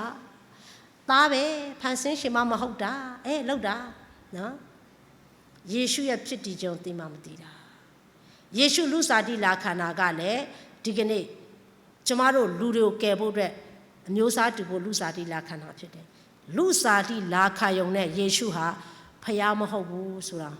မဟုတ်ဘူးမန်၅ပေါက်အောင်ခဲ့တယ်နော်ကိလေသာမောင်အောင်တဲ့ဖျားဒေဝပုတ္တရမောင်အောင်တဲ့ဖျားခန္ဓာမောင်အောင်တဲ့ဖျားမြစ်စုမောင်အောင်တဲ့ဖျားအဘိသင်္ခါရမောင်အောင်တဲ့ဖျားဖြစ်တယ်အဲ့ဒီထာဝရဖျားရဖြစ်တည်ခြင်းကျွန်တော်နားလည်ရမယ်ဒီနေ့ကျွန်တော်တို့ကိုအပယ်ငရဲကကယ်တဲ့ခရစ်တော်ရဖြစ်တည်ခြင်းနားလည်တဲ့အခါမှာသာသနာ့ဘလူတွေကျွန်တော်အေးုံကလေးလောက်တဲ့အခါမှာရဲရဲဝံ့လုပ်လို့ရတာပေါ့တချို့တွေကဖျားချင်းတူတူပါပဲဟဲ့နော်ကျွန်မအေးုံကလေးတစ်ခေါက်လောက်တဲ့အခါမှာတစ်ခါကဘာတွေ့ကြရလဲဆိုဦးလေးတယောက်ကကျွန်မကိုဘာပြောလဲဆိုတော့ဖျားချင်းတူတူပါပဲတဲ့နော်တချို့တွေကဟဲ့တဲ့သွားမဲ့နေရလဲအတူတူပါပဲဟဲ့တဲ့တချို့တွေကကားနဲ့သွားတယ်လို့ရှိတယ်တချို့တွေကဗာလဲယထာနဲ့သွားတယ်လို့ရှိတယ်ဒါပဲကွာပါတယ်တဲ့နော်သူပြောတာကမန်းလေးရန်ကုန်သွားတယ်ဆိုပါစို့ဟာတဲ့နော်အဲ့ဒါကျမရန်ကုန်မှာကျသာကျောင်းတက်တော့အင်းဝီလောက်ရတာရန်ကုန်ကျသာကျောင်းတက်နေကျမအင်းဝီလောက်တဲ့ခါမှာအဲ့ဦးလေးကိုကျမအင်းဝီလောက်တဲ့ခါကျကျမသူကအဲ့လိုပြောတာရန်ကုန်လာတယ်ထားပါရန်ကုန်ကိုလာတယ်ထားပါတော့တချို့ကဟဲ့ကားနဲ့လာတဲ့လူရှိတယ်ယထာနဲ့လာတဲ့လူရှိတယ်တဲ့နော်စီးတဲ့ကားယထာလေးပဲလွဲသွားတာပါဟဲ့တဲ့ရန်ကုန်ပဲလာကြတာအတူတူပါပဲတဲ့နော်ဖះဆိုအတူတူပါပဲတဲ့ကျမကပြောလိုက်တယ်မတူဘူးလေလို့ကားစီးတာယထာစီးတာကွဲသွားပေမဲ့တခုတော့သိထားရမယ်ဦးလေကိုစီးတဲ့ကားကိုစီးတဲ့ယထာကိုရောက်လို့တဲ့နေရာရောက်တကယ်ရောက်ရဲ့လားအဲ့ဒါတော့အရေးကြီးတယ်ကိုစီးတဲ့ကားကိုသွားခြင်းနဲ့ရန်ကုန်မရောက်ပဲမန္တလေးရောက်ဘယ်လိုလုပ်မလဲကိုစီးတဲ့ယထာကိုသွားခြင်းနဲ့မန္တလေးမရောက်ဘဲနဲ့အခြားမြို့ရောက်သွားဘယ်လိုလုပ်မလဲကိုကွယ်တဲ့ဖရာကိုရောက်ခြင်းနဲ့ကောင်းကင်ဘုံမပို့ဘဲနဲ့ဒီကနေ့ကိုမရောက်ခြင်းတဲ့နေရာရောက်သွားရင်ဘယ်လိုလုပ်မလဲဒီနေ့ကျမတို့ကိုကွယ်နေကျမအခုပြောနေတဲ့ဖရာဟာကောင်းကင်နိုင်ငံကိုအရောက်ပို့တဲ့ဖရာကောင်းကင်နိုင်ငံရဲ့လမ်းဖြစ်တယ်သူနဲ့သွားလို့ရတော့လေအပယ်ငရဲကိုမရောက်ကောင်းကုန်တန်းရောက်တာကျွန်တော်အဲ့လိုအင်္ဂလိပ်ပြောတယ်အဲ့ဒီခါမှာသူကျွန်တော်ဘာမှတော့မပြောတော့ဦးလေးဒါဆိုလေ့လာအောင်မယ်ဒီလိုပဲပြောတယ်ပြောခွင့်ရတယ်ကြားသွားပြီပြောင်းလဲဖို့ဖရာလောက်ပဲနော်တခါလေကြက်ကျွန်တော်တို့တွေကတာနာပလူတွေအင်္ဂလိပ်လောက်တဲ့အခါမှာဖရာရဲ့ဖြစ်တည်ခြင်းကောင်းကောင်းမသိတဲ့အခါမှာအတူတူပါပဲနော်ဆိုပြီးတော့လက်ခံကြတယ်ပြန်လဲကျွန်တော်မပြောတတ်ကြဘူးဒီနေ့ကျွန်တော်တို့ကိုးကွယ်နေတဲ့ဖရာရဲ့ဖြစ်တည်ခြင်းကောင်းကောင်းနားလည်ဖို့လိုတယ်နားလည်ရင်ကာလကြီးကဘလောက်ကြီးပဲစိတ်ပြက်စရာကောင်းနေပါစေဖရာကစိတ်ပြက်စရာကောင်းတဲ့ဖရာမဟုတ်ဘူးပိုချစ်စရာကောင်းတဲ့ဖရာပိုအားကိုးစရာကောင်းတဲ့ဖရာဖြစ်တယ်ဒီနေ့ကျွန်တော်တိုင်းနိုင်ငံတေမင်းအရေးလွှမ်းမိုးခြင်းကိုကျွန်တော်ဖြတ်တန်းနေရပါတယ်အဲ့တော့ဒီကာလကိုဖြတ်တန်းနေတဲ့အခါမှာဖရာနဲ့ဖြတ်ပါအဲ့ဒီထဲမှာဘာဖြစ်လဲကျွန်တော်တို့ဒီဖရာသခင်ရဲ့ကယ်မခြင်းခံစားမှာဖြစ်တယ်နော်ကျွန်တော်တို့ကိုဗစ်တွေကိုဖြတ်တန်းရတဲ့အခါမှာကိုဗစ်ကျွန်တော်တို့ဖြစ်တဲ့အခါမှာဖရာကျွန်တော်ဘာနာလဲခိုင်းတယ်ဖရာရဲ့ဖြစ်တည်ခြင်းနဲ့ဖရာကိုကျွန်တော်အတနာခံတဲ့အခါမှာတေဖို့အချိန်ဟုတ်ရင်တော့မှဖရာသခင်ဘာဖြစ်လဲအသက်ရှင်ခြင်းခွင့်ကိုပြန်ပေးနိုင်တဲ့ပြန်ပေးတယ်ဆိုတော့ကျွန်တော်တွေ့ရတယ်ငါဖို့အကြောင်းဖြစ်နေအောင်မှဘာဖြစ်လဲအချိန်မီစားရခွင့်ကိုပေးတဲ့ဖရာဖြစ်တယ်ဒီနေ့ကျမတို့အသက်တာအထဲမှာအဲ့ဒီထာဝရဘုရားဟာချစ်စရာကောင်းပြီးတော့အားကိုးစရာကောင်းပြီးတော့ဒီနေ့အကျွေးမဲ့ယုံကြည်စရာကောင်းတဲ့ဘုရားဖြစ်တယ်အဲ့ဒီဘုရားကိုအကျွေးမဲ့ယုံကြည်အကျွေးမဲ့အားကိုးအကျွေးမဲ့မျှော်ကြည့်ပါကျမတို့ဘယ်တော့မှလမ်းမပြောက်ဘူးအနာဂတ်လည်းမပြောက်ဘူးဘဝမှာဘာဖြစ်လဲစိတ်တက်ကြစရာကကိုယ်အနိုင်မယူဘဲနဲ့စိတ်တက်ကြနေတဲ့သူတော်မှကျွန်တော်တို့ပြန်လဲပြီးတော့တိဆောက်ပေးနိုင်တဲ့သူဖြစ်လာမှာဖြစ်တယ်ဖခင်ရဲ့ဖြစ်တည်ခြင်းကိုနားမလဲပဲနဲ့အုပ်ရောကြောက်ရောနော်တမန်တယောက်ကောင်းလည်းမသိဘူးဖခင်နဲ့လည်းမမွေ့လော်တဲ့ခါမှာတာနာဘလူကြားရောက်သွားတဲ့ခါမှာဘာဖြစ်လဲသူတို့လိုဖြစ်သွားရော သူများအင်္ဂလိပ်ပြောဖို့မပြောနဲ့သူများရဲ့ပြောတဲ့သတင်းစကားထဲမှာကိုကဘာဖြစ်လဲပါသွားရောဒီနေ့ကျမတို့အဲ့ဒါတွေကိုနားလည်ရမှာဖြစ်တယ်နောက်ဆုံးသောကာလရောက်နေပြီတကယ်နောက်ဆုံးသောကာလရဲ့နောက်ဆုံးသောအခြေအနေကိုကျမတို့ရင်ဆိုင်ဖြတ်တန်းနေရတာဖြစ်တယ်ဖခင်ကပြောပါတယ်နင်တို့အခြေအနေဆိုးဖြတ်တန်းတဲ့အခါမှာနော်ဖခင်သခင်ပြောတဲ့အရာလေးပေါ့အဲ့ဒီကာလမှာကိုဝင်ဆောင်တဲ့ချိန်မဖြစ်ဖို့စောင်းကာလမကြောက်ဖို့အဲ့လိုမျိုးပေါ့နော်အဲ့တော့ကျမဖခင်ကပြောတယ်စောင်းကာလဖြတ်တန်းရင်လည်းဒုက္ခရောက်ဖြတ်တန်းလို့ကိုဝင်ဆောင်နေလည်းခက်တယ်ကိုရောရဲ့မိုးလည်းမရွာခိုင်းနဲ့ဒီလိုပဲပြောလိုက်တယ်မိုးလည်းဖြတ်တန်းလို့မှမကောင်းတာနော်အဲ့တော့ကျမတို့ရဲ့အသက်တာအထဲမှာဖခင်သခင်ကသူ့စကားမြေကြီးပေါ်မှာပြည့်စုံနေပါပြီပြည့်စုံနေပြီအဲ့တော့ယေရှုခရစ်တော်ရဲ့ချီဆောင်ခြင်းလာခံနေဖြစ်ပြမဲ့အရာပေါ့ယေရှုကသူပြန်လာမယ်ပြန်လာခေါ်မယ်ဘယ်ချိန်ပြန်လာခေါ်မလဲတပည့်တွေမေးတဲ့အခါမှာငါပြန်လာမဲ့ချိန်တိကျမပြောဘူးတဲ့နော်ဒါမဲ့ငါပြန်လာခံနေဒီလိုအရေးအယောင်ဖြစ်မယ်အားလုံးဖြစ်နေရမယ်ဒါဖျားဆိုကျွန်မယေရှုတော်ချီးမွမ်းတယ်သခင်ယေရှုပြန်လာခံနေရင်ချီဆောင်ခြင်းနီးရင်ဓာတ်ဖြစ်မယ်ဆိုတဲ့စကားပြည့်စုံတယ်မလိမ်မညာတဲ့ဖျားတိကျတဲ့ဖျားပြောရင်ပြောတဲ့တိုင်လုံးတဲ့ဖျားဖြစ်တဲ့အတွက်ယေရှုတင်တယ်ကိုရောကိုချီးမွမ်းတယ်ကိုးကွယ်တယ်ကိုရီးယားစကားပြည့်စုံခြင်းထဲမှာတော့ဒုက္ခရောက်တဲ့လူတွေရှိတယ်ကိုရောကိုရီးယားစကားပြည့်စုံခြင်းထဲမှာငတ်မွတ်နေတဲ့သူရှိတယ်ကိုရောကိုရီးယားစကားပြည့်စုံခြင်းထဲမှာဒီကနေ့အသက်ဒုက္ခရောက်နေတဲ့သူရှိတယ်ကိုရောကိုရီးယားစကားပြည့်စုံခြင်းထဲမှာညှင်းဆဲခံရတဲ့သူရှိတယ်ကိုရောအဲ့ဒီလူတွေကိုထွတ်မြောက်ရလမ်းပြင်ဆင်ပေးပါကျွန်တော်ဆုတောင်းတယ်ဖခင်စကားပြည့်စုံခြင်းထဲမှာခံနေရတဲ့လူတွေကြုံနေရတဲ့လူတွေကျွန်တော်တို့ကဘာဖြစ်လဲပြန်တနာခံပေးရတာပေါ့ဒါယေရှုခရစ်တော်ဟာလူစားတိလာခန္ဓာမှန်ပေမဲ့ဖျားအစ်စ်ဖြစ်တယ်မန်၅ပါးအောင်တယ်ဆိုတာကိုလည်းဒီနေ့ကျွန်တော်တို့ကနားလည်မှာဖြစ်တယ်နောက်ဒီနေ့ဖျားရဲ့ဖြစ်တည်ခြင်းကိုသိပြီးတဲ့အခါမှာယုံကြည်သူရဲ့ဖြစ်တည်ခြင်းကျွန်တော်တို့ကဖျားသခင်ရဲ့လက်ထဲမှာရှိတဲ့ယုံကြည်သူဖြစ်လာပြီဆိုရင်ဖျားလက်ထဲမှာရှိတဲ့ဖျားပုံဖော်ခြင်းခံရတဲ့သူတွေဖြစ်ရမယ်နော်ကျမတို့ကဖယားပုံသွားဖော်လို့မရဘူးနော်ဖယားပုံဖော်လို့မရဘူးဖယားသခင်ကဖန်ဆင်းရှင်ဖြစ်တယ်အခုနောက်ကျမဖယားနဲ့ပတ်သက်ပြောခဲ့ဖယားရဲ့ဖြစ်တည်ခြင်းကိုကျမတို့နားလည်ပြီးတဲ့အခါမှာကျမတို့ရဲ့ဖြစ်တည်ခြင်းကိုနားလည်ရမယ်ကျမတို့ကထာဝရဘုရားရဲ့လက်ထဲမှာရှိတဲ့ဘာဖြစ်လဲပုံဖော်ခံတဲ့သူတွေဖြစ်တယ်ဖယားပုံဖော်ပေးနေတဲ့သူတွေဖြစ်တယ်အဲ့တော့ကျမတို့ဖယားကပုံဖော်ဥပမာပကြီးဆရာတယောက်ကပုံတစ်ခုရုပ်လုံးပေါ်လုံးတော့မယ်ဆိုရင် तू သုံးတဲ့အရာတွေရှိတယ်လေနော်အဲ့တော့ तू စာရွက်သုံးမယ်အဲ့စာရွက်ပေါ်မှာပုံပေါ်လာဖို့အတွက် तू စောက်တန်တဲ့အမျိုးမျိုးသုံးမယ်ဒီနေ့ကျမတို့ရဲ့အသက်တာလဲထာဝရဘုရားလက်တော်ထဲမှာရှိတဲ့အခါမှာဖျားပုံဖော်တဲ့အခါမှာ तू သုံးတဲ့အရာတွေရှိမှာဖြစ်တယ်အဲ့ဒီ तू သုံးတဲ့အရာကိုနာကျင်ကောင်းနာကျင်စေလိမ့်မယ်ကိုယ့်ရဲ့အသက်တာထဲမှာဝမ်းနည်းစရာအကြောင်းလည်းဖြစ်ကောင်းဖြစ်လိမ့်မယ်သို့တော်လည်းကိုယ့်ရဲ့အတ္တလှပဖို့ဖြစ်တယ်ဖျားပုံဖော်ဒါကိုယ့်ရဲ့ဖြစ်တည်ခြင်းကလည်းကိုယ်ကဖန်ဆင်းခံဖြစ်တယ်ဖန်ဆင်းရှင်မဟုတ်ဘူးဖန်ဆင်းရှင်ထာဝရဘုရားလက်ထဲမှာပုံဖော်ခံရမယ်သူဖြစ်တယ်အဲ့တော့ကျွန်တော်တို့ဟေရှာယ64အပိုင်းငယ်8ကိုဖတ်ချင်တယ်ယုံကြည်သူရဲ့ဖြစ်တည်ခြင်းကိုကျွန်တော်တို့နားလည်ဖို့အတွက်ဟေရှာယအနာဂတိကျမ်းခန်းကြီး64အပိုင်းငယ်8ကိုကျွန်တော်တစ်ချက်ဖတ်ရှင်တယ်ဟေရှာယအနာဂတိကျမ်းခန်းကြီး64အပိုင်းငယ်8မှာတို့ရရင်ထာဝရဘုရားကိုတော်သည်အကျွန်ုပ်တို့အဘဖြစ်တော်မူ၏အကျွန်ုပ်တို့သည်အိုးမြေဖြစ်ပါ၏ကိုတော်သည်ကျွန်ုပ်တို့၏အိုးထိန်ဖြစ်တော်မူ၏အကျွန်ုပ်တို့ရှိသမျှသည်လက်တော်နှင့်ဖန်ဆင်းသောအရာဖြစ်ပါ၏ဒါကျွန်တော်ရဲ့ဖြစ်တည်ခြင်းပေါ့ယုံကြည်သူရဲ့ဖြစ်တည်ခြင်းထာဝရဘုရားတဲ့ကိုတော်ကျွန်တော်ရဲ့အဘဖြစ်တယ်နော်ကျွန်တော်ဆုတောင်းနိုင်ဘုရားကိုယေရှုတင်တာကအဖလို့ခေါ်ခွင့်ရတဲ့အတွက်ယေရှုတင်တယ်ဘုရားကိုကျွန်တော်ပြောတယ်နော်လောကမှာအဖေခေါ်စရာတော့ကျွန်မမရှိတော့ဒါပေမဲ့လည်းအဖေအဖလို့ကျွန်မနေ့တိုင်းခေါ်ပြီးအားကိုးနေရတဲ့ဖခင်ကျွန်မဖခင်ဖြစ်နေတယ်အဲ့အတွက်အရန်ကျင်တယ်အဲ့တော့ကောင်းကင်ဘုံမှာရှိတဲ့အဖကိုတော့ကိုအဖေလို့ခေါ်ခွင့်ရတဲ့အတွက်ယေရှုတင်တယ်ကျမတို့ကလည်းအဖေလို့ပဲခေါ်ခွင့်ရတာမဟုတ်ဘူးအဖေအဖြစ်အားကိုးရတာဖြစ်တယ်အဲ့ဒီဖခင်ရဲ့လက်ထဲမှာကျမတို့ရှိတယ် Tara Piadi Chanodoya Abab Shitty. We are Pipshitty. We are Abab Shitty.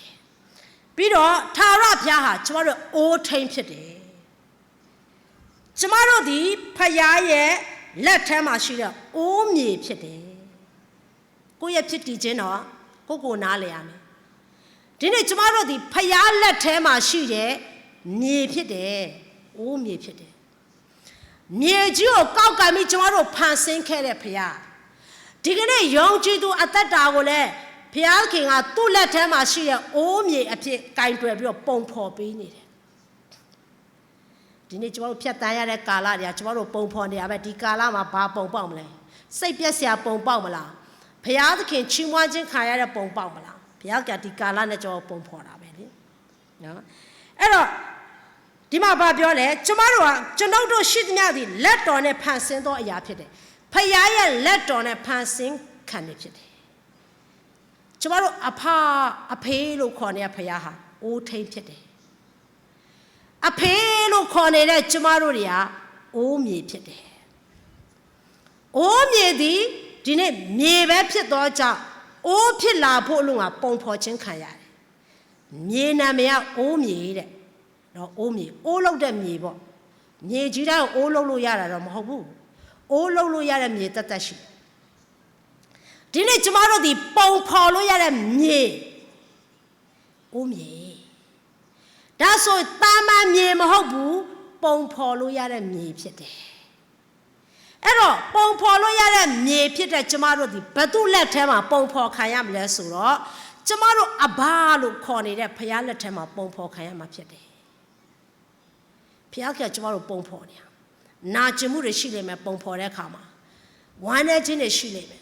Dodole any najin, one engine be Yoba Pioloba. Now sit there. Now sit there kama, Sibia kama, shriek at Polare, Yoba Piole. The Chodo song Angenia tomorrow di, ta you lapa at the people. Tomorrow young Gigine, ta you toboa lapo. Tomorrow at this sorry, ta you kind campo. Tomorrow ye. At that time, Paya Poma, Po Biro Akobo Pete. No, the Chodo, Najin Jenny, the Chodo, one Agenia, Paya Poma, Po Yombo, Payao, Po Tessa Shibo, Payao, Po Akobo Pete, Payao Tessa Medoabo Mobu, Payao, Go Guajin Piatoabo Mobu. Didn't tomorrow at that time, Payao, Tawe, Amakobo Mobu, Tawe Akobo, Tawe Lapa at the people. Tawe Piapma Tissashibu. Young Gigin Tawe Towabulunga, the Chodo, Pompochina, Najin Yabare. Any Najin Jin in a corona Mawego Luare. Daja Yoda Yata Datama, Kansaja Macaune Kala Piatane Kama, Najin Yabare Dule, Dodole, Payaya Pompochin or Yota di, a council Kaya Kama, Dini Sisabia Kama, Shrike to Polare, Jobale Aluame. Pia Sisabio Shrike to Polare. A Pia can let him ashie, O me pide. Now the chair, Heshaya Kanji, Lazy a buying a sashibula pachamale, Heshaya and Nagati Jan Kanji Lazy a buying a sashimale, Pia Piotare Yali. She there. Hesha Lazy a sashima, no? Dopi Piatki a beto pompia ani, Piatkin a bear me do pondaran, to the new soya andi, no? Heshaya Lazy a sashimaro, Dine Piatkin ore. But do not do less or Chihuahua, Pompolo meowed. Tomorrow, Jaro, Paya let Tamashi, Pompolo at me pit at red, Pompo Cabare. Dabby made Paya the cure of Pompuam upon an ore. Paya the king at tomorrow, Pompolo at a piamu. Paya the king are passing ship today. Tomorrow, a passing camp today. The college at tomorrow, Paya, Pomponi Jara, no? That's how Paya the king are tomorrow. Pong Poyame Piamo, eat a la lumuri, Payatko Pong Po like the no, the Uberman in a Tomia Kai doesn't him much about Gia Kama. Tomia doesn't Yaula Kama, eat a la lumuri, echo to be a tola below Moshega, Payatke, a pinato, that unit at Chema, Moshene Yoshu Payaya pinato, Tamomata unit at Chema, Ama, Ayo, Chijaja. ငါတို့ကိုကုတ်ထုပြားနေထုတ်လာတဲ့ဖယားပုံဖော်ရအောင်မောရှေကလည်းသေပြီလားရှင်ပြီလားမသိပေါ်မလာတော့ဘူးကြာလိုက်တာနော်အဲ့တော့တဲ့ကုတ်ထုပြားနေငါတို့ကိုတဲ့ကဲလာတဲ့ဆွဲထုတ်လာတဲ့ဖယားကိုပုံဖော်ရအောင်ကြီးကြအဲ့တော့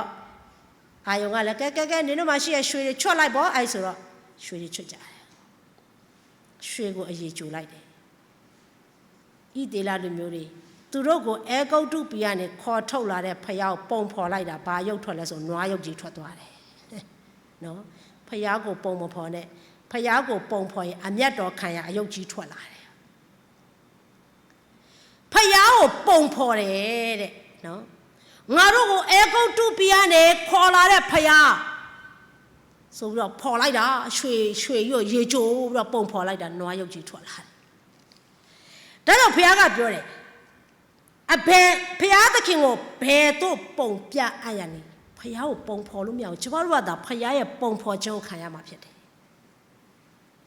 ဒါမဲ့တစ်ခါကျယုံကြည်သူကဖယားပုံပြန်ဖော်တယ်ဖယားပုံဖော်လို့မရဘူးဣသေလလူမျိုးတွေကုတ်ထုပီကနေသူတို့ကယ်လာတဲ့ဖယားပုံဖော်လိုက်တာနော်ဖယားကနွားရုပ်ကြီးဖြစ်သွားတယ်နွားရုပ်ပဲထွက်လာတယ်နော်လူရုပ်တောင်မဟုတ်နွားရုပ်ထွက်လာတယ်အဲ့တော့အမျက်တော်ခံရပဲဖြစ်သွားတယ်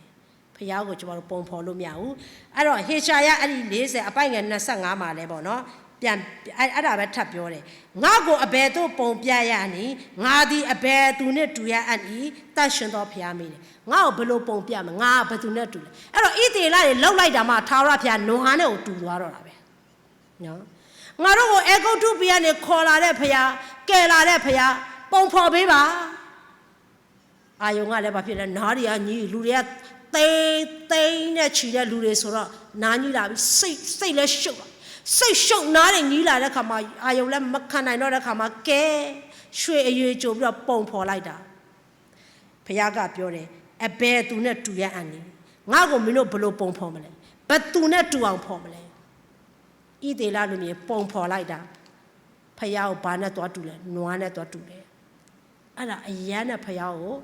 စော်ကားတာပဲဘုရားရဲ့အမျက်တော်နှိုးဆော်တာပဲအဲ့ကမှာဘုရားအကုန်တတ်မယ်အကုန်တတ်တော့မယ်မောရှေပြန်တောင်းပါနဲ့ဒါဆိုရင်ကုတ်ထုပြီမှာကြံခဲ့တဲ့ဒီကုတ်ထုလူတွေကဣသေလဘုရားဟာဣသေလလူမျိုးတွေ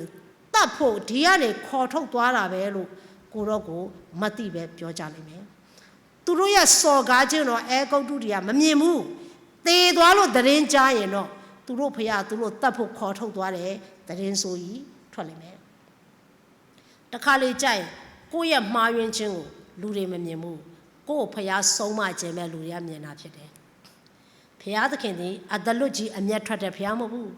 ဖယားသခင်ဒီအကြောင်းမဲ့စိတ်ဆိုးတဲ့ဖယားမဟုတ်အကြောင်းရှိတယ်နော်အကြောင်းရှိတယ်ဒါဒီနေ့ကျွန်တော်တို့ဖယားရဲ့အမျက်တော်ကိုခံရတဲ့အိုးမြေတွေမဖြစ်ဖို့အရေးကြီးတယ်တချို့သောအိုးမြေတွေဖယားပုံဖော်နေတဲ့အခါမှာမနာခံဘူးဖယားပုံဖော်တဲ့အခါမှာမနာခံတဲ့အတွက်ဘာခံရလဲဆိုဖယားရဲ့အမျက်တော်ကိုခံရတယ်ပေါ့နော်ဒီနေ့ဖယားကအမျက်တော်ကိုခံရဖို့ဖယားကကျွန်တော်တို့ကိုပုံဖော်နေရမဟုတ်ဘူးနော်လှပတဲ့အသက်တာဖြစ်ပုံမှာယေရှာယ46အပိုင်းငယ်9တစ်ချက်ကိုလည်းဖတ်ချင်တယ်ဖယားသခင်နဲ့ကျွန်တော်တို့ရဲ့ဖြစ်တည်ခြင်းပေါ့နော်ယေရှာယ46အပိုင်းငယ်9မှာသင်တို့ဒီငါ့ကိုအဘယ်သူနဲ့ပုံပြကြမည်နီအဘယ်သူနဲ့တူစေကြမည်နီတူအောင်အဘယ်သူနဲ့ခိုင်းနိုင်ကြမည်နီနော်ဖះကိုဘာနဲ့မှခိုင်းနိုင်လို့မရဘူးဆိုတာကိုလည်းပြောပြတာဖြစ်တယ်ဒီနေ့ကျမတို့ရဲ့ဖြစ်တည်ခြင်းကဖះလက်ထဲမှာရှိတဲ့ပုံဖော်ခံရမဲ့လူဖြစ်တယ်ဖះကိုကျမတို့ပုံဖော်ရမဲ့လူမဟုတ်ဘူးဘယ်အရာနဲ့မှသွားခိုင်းနိုင်လို့လည်းမရဘူးတဲ့ခိုင်းနိုင်လိုက်တာနဲ့အမျက်တော်ခံရပဲဖြစ်သွားမှာဖြစ်တယ်ဖះခင်ကျမတို့ပုံဖော်နေပါတယ်ဖះခင်ရဲ့ပုံဖော်ခြင်းထဲမှာနာခံခြင်းတွေလိုအပ်ပါတယ်ဖះပုံဖော်ခြင်းထဲမှာယုံကြည်ခြင်းတွေနဲ့ပုံဖော်ခံဖို့လိုပါတယ်အိုးဖះခင်ငါ့ကိုဘာဖြစ်လဲလှပဖို့ပုံဖော်နေရပဲမနေ့ကတော့ကအတော်တယောက်ကစိတ်တက်ကြပြီးတော့ဗောနော်သူအရန်နဲ့စူးစားတယ် သူအရန်နဲ့နစ်နာခံတယ်အရန်နဲ့သူပေးဆက်ခဲ့တော်လေတဲ့သူ့ရဲ့ခေါင်းဆောင်တွေအားတဲ့သူ့ကိုဥပိ္ပခာပြုတယ်လို့ခံစားရတယ်တဲ့သူ့ကိုဘာဖြစ်လဲသူ့ကိုအရာဝင်တဲ့ပုံစံပေါ့နော်မသွင်းလို့ခံစားရတယ်နော်သူ့ကိုနောက်မှခြံထားခဲ့တယ်လို့ခံစားရတယ်အရန်ခံစားလို့မကောင်းဘူးတဲ့သူကကျွန်တော်ကိုဖုန်းဆက်တယ်အဲ့တော့ကျွန်မလည်းသူပြောပြတယ်ပြီးခဲ့တဲ့အပတ်ကကျွန်မZoom တစ်ခုမှာပေါ့နော်နှုတ်ကပတ်တော်ဝင်ငှတယ်လူငယ် group တစ်ခုရဲ့ Zoom တစ်ခုမှာကျွန်တော်နှုတ်ကပတ်တော်ဝင်ငှတယ်တခါလေကြိုက်လူငယ်တွေရဲ့စိတ်ယုံကြည်သူရဲ့စိတ်ကလေကောင်းစွာနေရသားနဲ့ခြံထားခါရရင်ကောင်းကောင်းစူးစမ်းရထားနဲ့နောက်မှခြံထားခါရရင်ခံစားချက်တွေမကောင်းဘူးနော်အဲ့တော့ကျွန်တော်ဝင်ငှတဲ့ຢာလို့တတိယပြီးတော့အဲ့ဒီ Zoom မှာဝင်ငှတဲ့ຢာလို့တတိယပြီးတော့အဲ့အတော်ကျွန်တော်ပြန်ခွန်အားပေးတယ်အတော်ဘုရားသခင်ရဲ့ဖန်ဆင်းခြင်းကိုကြည်ပါဘုရားသခင်ရဲ့ဖန်ဆင်းခြင်းထဲမှာဘုရားရဲ့တရားနဲ့တူတဲ့ဘုရားရဲ့တရားနဲ့တူဖန်ဆင်းခံရတဲ့လူဟာအရှိဆုံးမှမဖန်ဆင်းခံရဘူးအနောက်ဆုံးမှဖန်ဆင်းခံရတာဖြစ်တယ်အတိတ်ပဲကဘုရားသခင်ဒီဖန်ဆင်းခြင်းအားလုံးထဲမှာဦးစားပေးတာလူကိုပဲဖြစ်တယ်ဘုရားသခင်ဦးစားပေးခံရတဲ့လူကတခါလေကြိုက်နောက်မှခြံထားခံရတယ်အာရနဲ့အေဝါကိုဘုရားကအရင်ဖန်ဆင်းတာမဟုတ်ဘူးအခြားရတဲ့အကုန်ဖန်ဆင်းပြီးမှသူအရန်ဦးစားပေးတဲ့လူကိုနောက်ဆုံးမှဖန်ဆင်းတာဖြစ်တယ်ဖန်ဆင်းခံအားလုံးထဲမှာဘုရားခင်ဒီလူကိုဦးစားပေးဆုံးမှဖြစ်တယ်ဦးစားပေးခြင်းခံရတဲ့လူဒီအရင်အရှိမဖန်ဆင်းခံရတာမဟုတ်ဘူးအနောက်ဆုံးမှဖန်ဆင်းတာဖြစ်တယ်အဲ့တော့ကျွန်မသူခွန်အားပေးတယ်ဒါနဲ့ကျွန်မကိုယ်တိုင်ခွန်အားရခဲ့တဲ့အရာဖြစ်တယ်တခါတရံကြရင်လူတွေခြံထားခြင်းခံရရင်ဖယားဦးစားပေးတဲ့ထဲမှာပါသွားလို့ပဲနားလည်းရင်ကြိတ်ပြီးဝမ်းမြောက်ရမှာဖြစ်တယ်ကျွန်မအဲ့တော်ပြောအတော်ရဲ့ကြိတ်ပြီးတော့ဝမ်းမြောက်လိုက်တော့နော်ဖယားဦးစားပေးခံရတဲ့လူကလေနောက်ဆုံးမှထုတ်တာဥပမာပေါ့ကျမတို့အသင်းတော်တွေမှာဘုရားရှိခိုးကြည့်လိုက်ရင်တရားဒေသနာရှေ့ဆုံးမှမလာတာယူအရေးကြီးတဲ့တရားဒေသနာနောက်မှလာတာလေအရှိမအဆုတောင်းအလူငွေဆက်ကဆိုလိုတွေအထုဆုတောင်းတွေလာတာအခုချိန်မှာအရေးကြီးသောကဏ္ဍရောက်လာပါပြီလို့ပြောတရားဒေသနာလာတော့မှာတချို့တွေအဲ့လိုတောင်ပြောရနော်တချို့တွေချက်မယ်နေရလေခုချိန်မှာနော်အရောက်စီတိုင်းအတွက်အရေးကြီးတဲ့ချိန်ရောက်လာအရှိဟာလည်းအရေးကြီးပါလေနော်ဒါမဲ့နှုတ်ကပတ်တော်ဘယ်လောက်အရေးကြီးလဲဆိုတာတင်စားတာနော်အဲ့တော့အသင်းတော်တွေကဝတ်ပြုခြင်းမှာတော့မှနှုတ်ကပတ်တော်ဝင်ကကြနောက်ဆုံးမှပေးတာလေနောက်ဆုံးမှပေးတာလေအများတော့အဖြစ်ပေါ့နော်ကဲ stage show တစ်ခုလောက်တယ်ဆိုပါစို့နာမည်ကြီးအစော်တော်တွေအရှိဆုံးကထွက်တယ်များအောင်မေးလားဟိုတလောအောင်လာပွဲလို့ကြည့်ဖို့အတွက်အရှိကပွဲလို့ကြည်နေရတာဘေးကုန်ခံပြီးတော့အောင်လာပွဲရနောက်ဆုံးမှထွက်လာတယ်ပြောချင်တာကအရေးကြီးတဲ့ပုံကိုယ်တွေဦးစားပေးတဲ့လူကဘယ်တော့မှအရှိမမလာဘူးနောက်ဆုံးမှလာတာနားလည်းရင်ကျေနပ်ပြီးတော့ချီးမွမ်းစရာပဲနားမလည်းရင်ကြေကွဲပြီးတော့အဲ့ဒီလူပေါ်မှာချီနှောင်းတာဒီကနေ့ကျွန်တော်တမန်တရားကိုနားလည်းကြိတ်ပြီးတော့ဝမ်းမြောက်ချီးမွမ်းစရာတွေအများကြီးရှိတယ်နော်ဖယားဦးစားပေးခံရတဲ့လူကတစ်ခါခါကြိုက်အရှိဆုံးမှာပွဲထုတ်မခံရဘူးအနောက်မှာထားခံရတာနောက်ဆုံးမှသူ့အလှည့်ရောက်လာတာနော်အရေးကြီးတဲ့အရာတွေဦးစားပေးတဲ့လူကအရှိမဘတော်မှမလာဘူးနော်နာမည်ကြီးအဆိုတော်တွေကြည်ကြလို့သွားကြတယ်နောက်ဆုံးမှထွက်တယ်ဒါမျိုးပေါ့ဒီနေ့ကျွန်တော်တို့အသင်းတော်တွေမှာတောင်မှတရားဟောချက်တောင်နောက်မှလေအစီအစဉ်တွေရဲ့နောက်မှနော်ဘာကြောင့်လဲနောက်မှထားတာအရေးမကြီးလို့မဟုတ်ဘူးနော်ဆိုတာပြောပြချင်တာအနောက်မှာရှိတဲ့အရာတွေတခါလေကျဦးစားပေးခြင်းခံရတဲ့အရာတွေအနောက်မှာရောက်နေတယ်အရေးကြီးပြီးတော့တန်ဖိုးထားရတဲ့အရာတို့ဒီအနောက်မှာရှိတတ်တယ်အားငယ်ဖို့မဟုတ်စိတ်ဓာတ်ကြောက်ဖို့မဟုတ်ဖခင်ရဲ့အစီအစဉ်ဖြစ်တယ်ဒါကြောင့်အာရနဲ့အေဝါဖခင်ကအရင်ဦးဆုံးဖန်ဆင်းတာမဟုတ်ဘူးဖန်ဆင်းကအချို့အရာတွေအကုန်ဖန်ဆင်းပြီးမှအာရနဲ့အေဝါဖန်ဆင်းတာသူဦးစားပေးပြီးတော့သူအမျက်တနိုးသူတန်ဖိုးထားရတဲ့လူကိုနောက်ဆုံးမှဖန်ဆင်းတာဖြစ်တယ်ဒါဆိုဦးစားပေးခံရဖယားဦးစားပေးခံရတဲ့သူဖယားအတွက်အရေးကြီးတော့သူဖယားအတွက်အရေးပါတဲ့သူကတခါတလေကျရင်နောက်မှာထားခြင်းခံရတယ်အဲ့ဒါစိတ်ဓာတ်ကြဖို့မဟုတ်ဘူးကိုယ်နောက်မှာထားတဲ့လူချီနှောင်ဖို့လည်းမဟုတ်ဘူးစိတ်ဆိုးဖို့လည်းမဟုတ်ဘူးကြိတ်ပြီးဝမ်းမြောက်ဖို့ဖြစ်တယ်နော် ဒီနေ့တခါလေကျဖျားပုံဖော်ချို့နားမလဲတဲ့ခါမှာအချင်းချင်းချီနှောင်မိတယ်ဖျားပုံဖော်ချို့နားမလဲတဲ့ခါမှာအသင်းတော်ကြောခိုင်းကြတယ်ဒီနေ့ကျွန်တော်တို့ဖျားပုံဖော်တဲ့ခါမှာတခါလေကျနာကျင်ရပါတယ်တခါလေကျရင်အနောက်မှာထားခြင်းခံရပါတယ်သို့တော်လည်းအဲ့ဒါတွေကဖျားကိုလှပဖို့ကိုယ့်ရဲ့တတ်တာထဲမှာဖျားတာ၍သုံးလို့ရတဲ့သူဖြစ်ဖို့ပုံဖော်နေတဲ့အချိန်ဖြစ်တယ်နော်အဲ့တော့ဖျားပုံဖော်ခြင်းခံရတဲ့ကျွန်တော်တို့ရဲ့အတ္တကလည်းတော့ပုံဖော်ခံတဲ့အတ္တဖြစ်ဖို့အရေးကြီးတယ်ဟေရှာယခန်းကြီး29မှာလည်းတစ်ချက်ဖတ်ချင်ပါတယ်ဟေရှာယခန်းကြီး29အပိုင်းငယ်16လည်းတစ်ချက်ဖတ်ချင်တယ်ဟေရှာယခန်းကြီး29အပိုင်းငယ်16မှာသင်တို့သည်ဖောက်ပြန်ကြသည်တကားအိုးထိန်သမားကိုအိုးထိန်သမားကိုအိုးမြေကဲ့သို့မှတ်ရမည်လောလှုပ်အပ်သောအရာသည်လှုပ်တတ်သောသူကိုရည်မှတ်၍ဤသူသည်ငါ့ကိုမလှုပ်ရဟုဆိုရမည်လောဖန်ဆင်းအပ်သောအရာသည်ဖန်ဆင်းတတ်သောသူကိုရည်မှတ်၍ဤသူ၌ပညာအတတ်မရှိဟုဆိုရမည်လောဖယားကိုယ့်ရဲ့အခြေအနေကိုကြည့်ပြီးတော့ဖယားကိုအဲ့လိုမျိုးရှောက်မပြောပါနဲ့မဆွဆွဲပါနဲ့တဲ့နော်အဲ့တော့ကျမတို့ကပုံဖော်ခံရတဲ့သူပါတဲ့အိုးထိန်သမားကိုတဲ့အိုးမြေကဲ့သို့မှတ်ရမလားတဲ့အိုးထိန်ဖြစ်တဲ့ထာဝရဘုရားကိုလိုဖန်ဆင်းခံအိုးမြေလိုသွားမှတ်ပြီးတော့မလုပ်ပါနဲ့တဲ့ကျမ်းစာကိုကောင်းကောင်းနားလည်တဲ့လူကကိုယ်ပုံဖော်နေတဲ့အရာပေါ်မှာ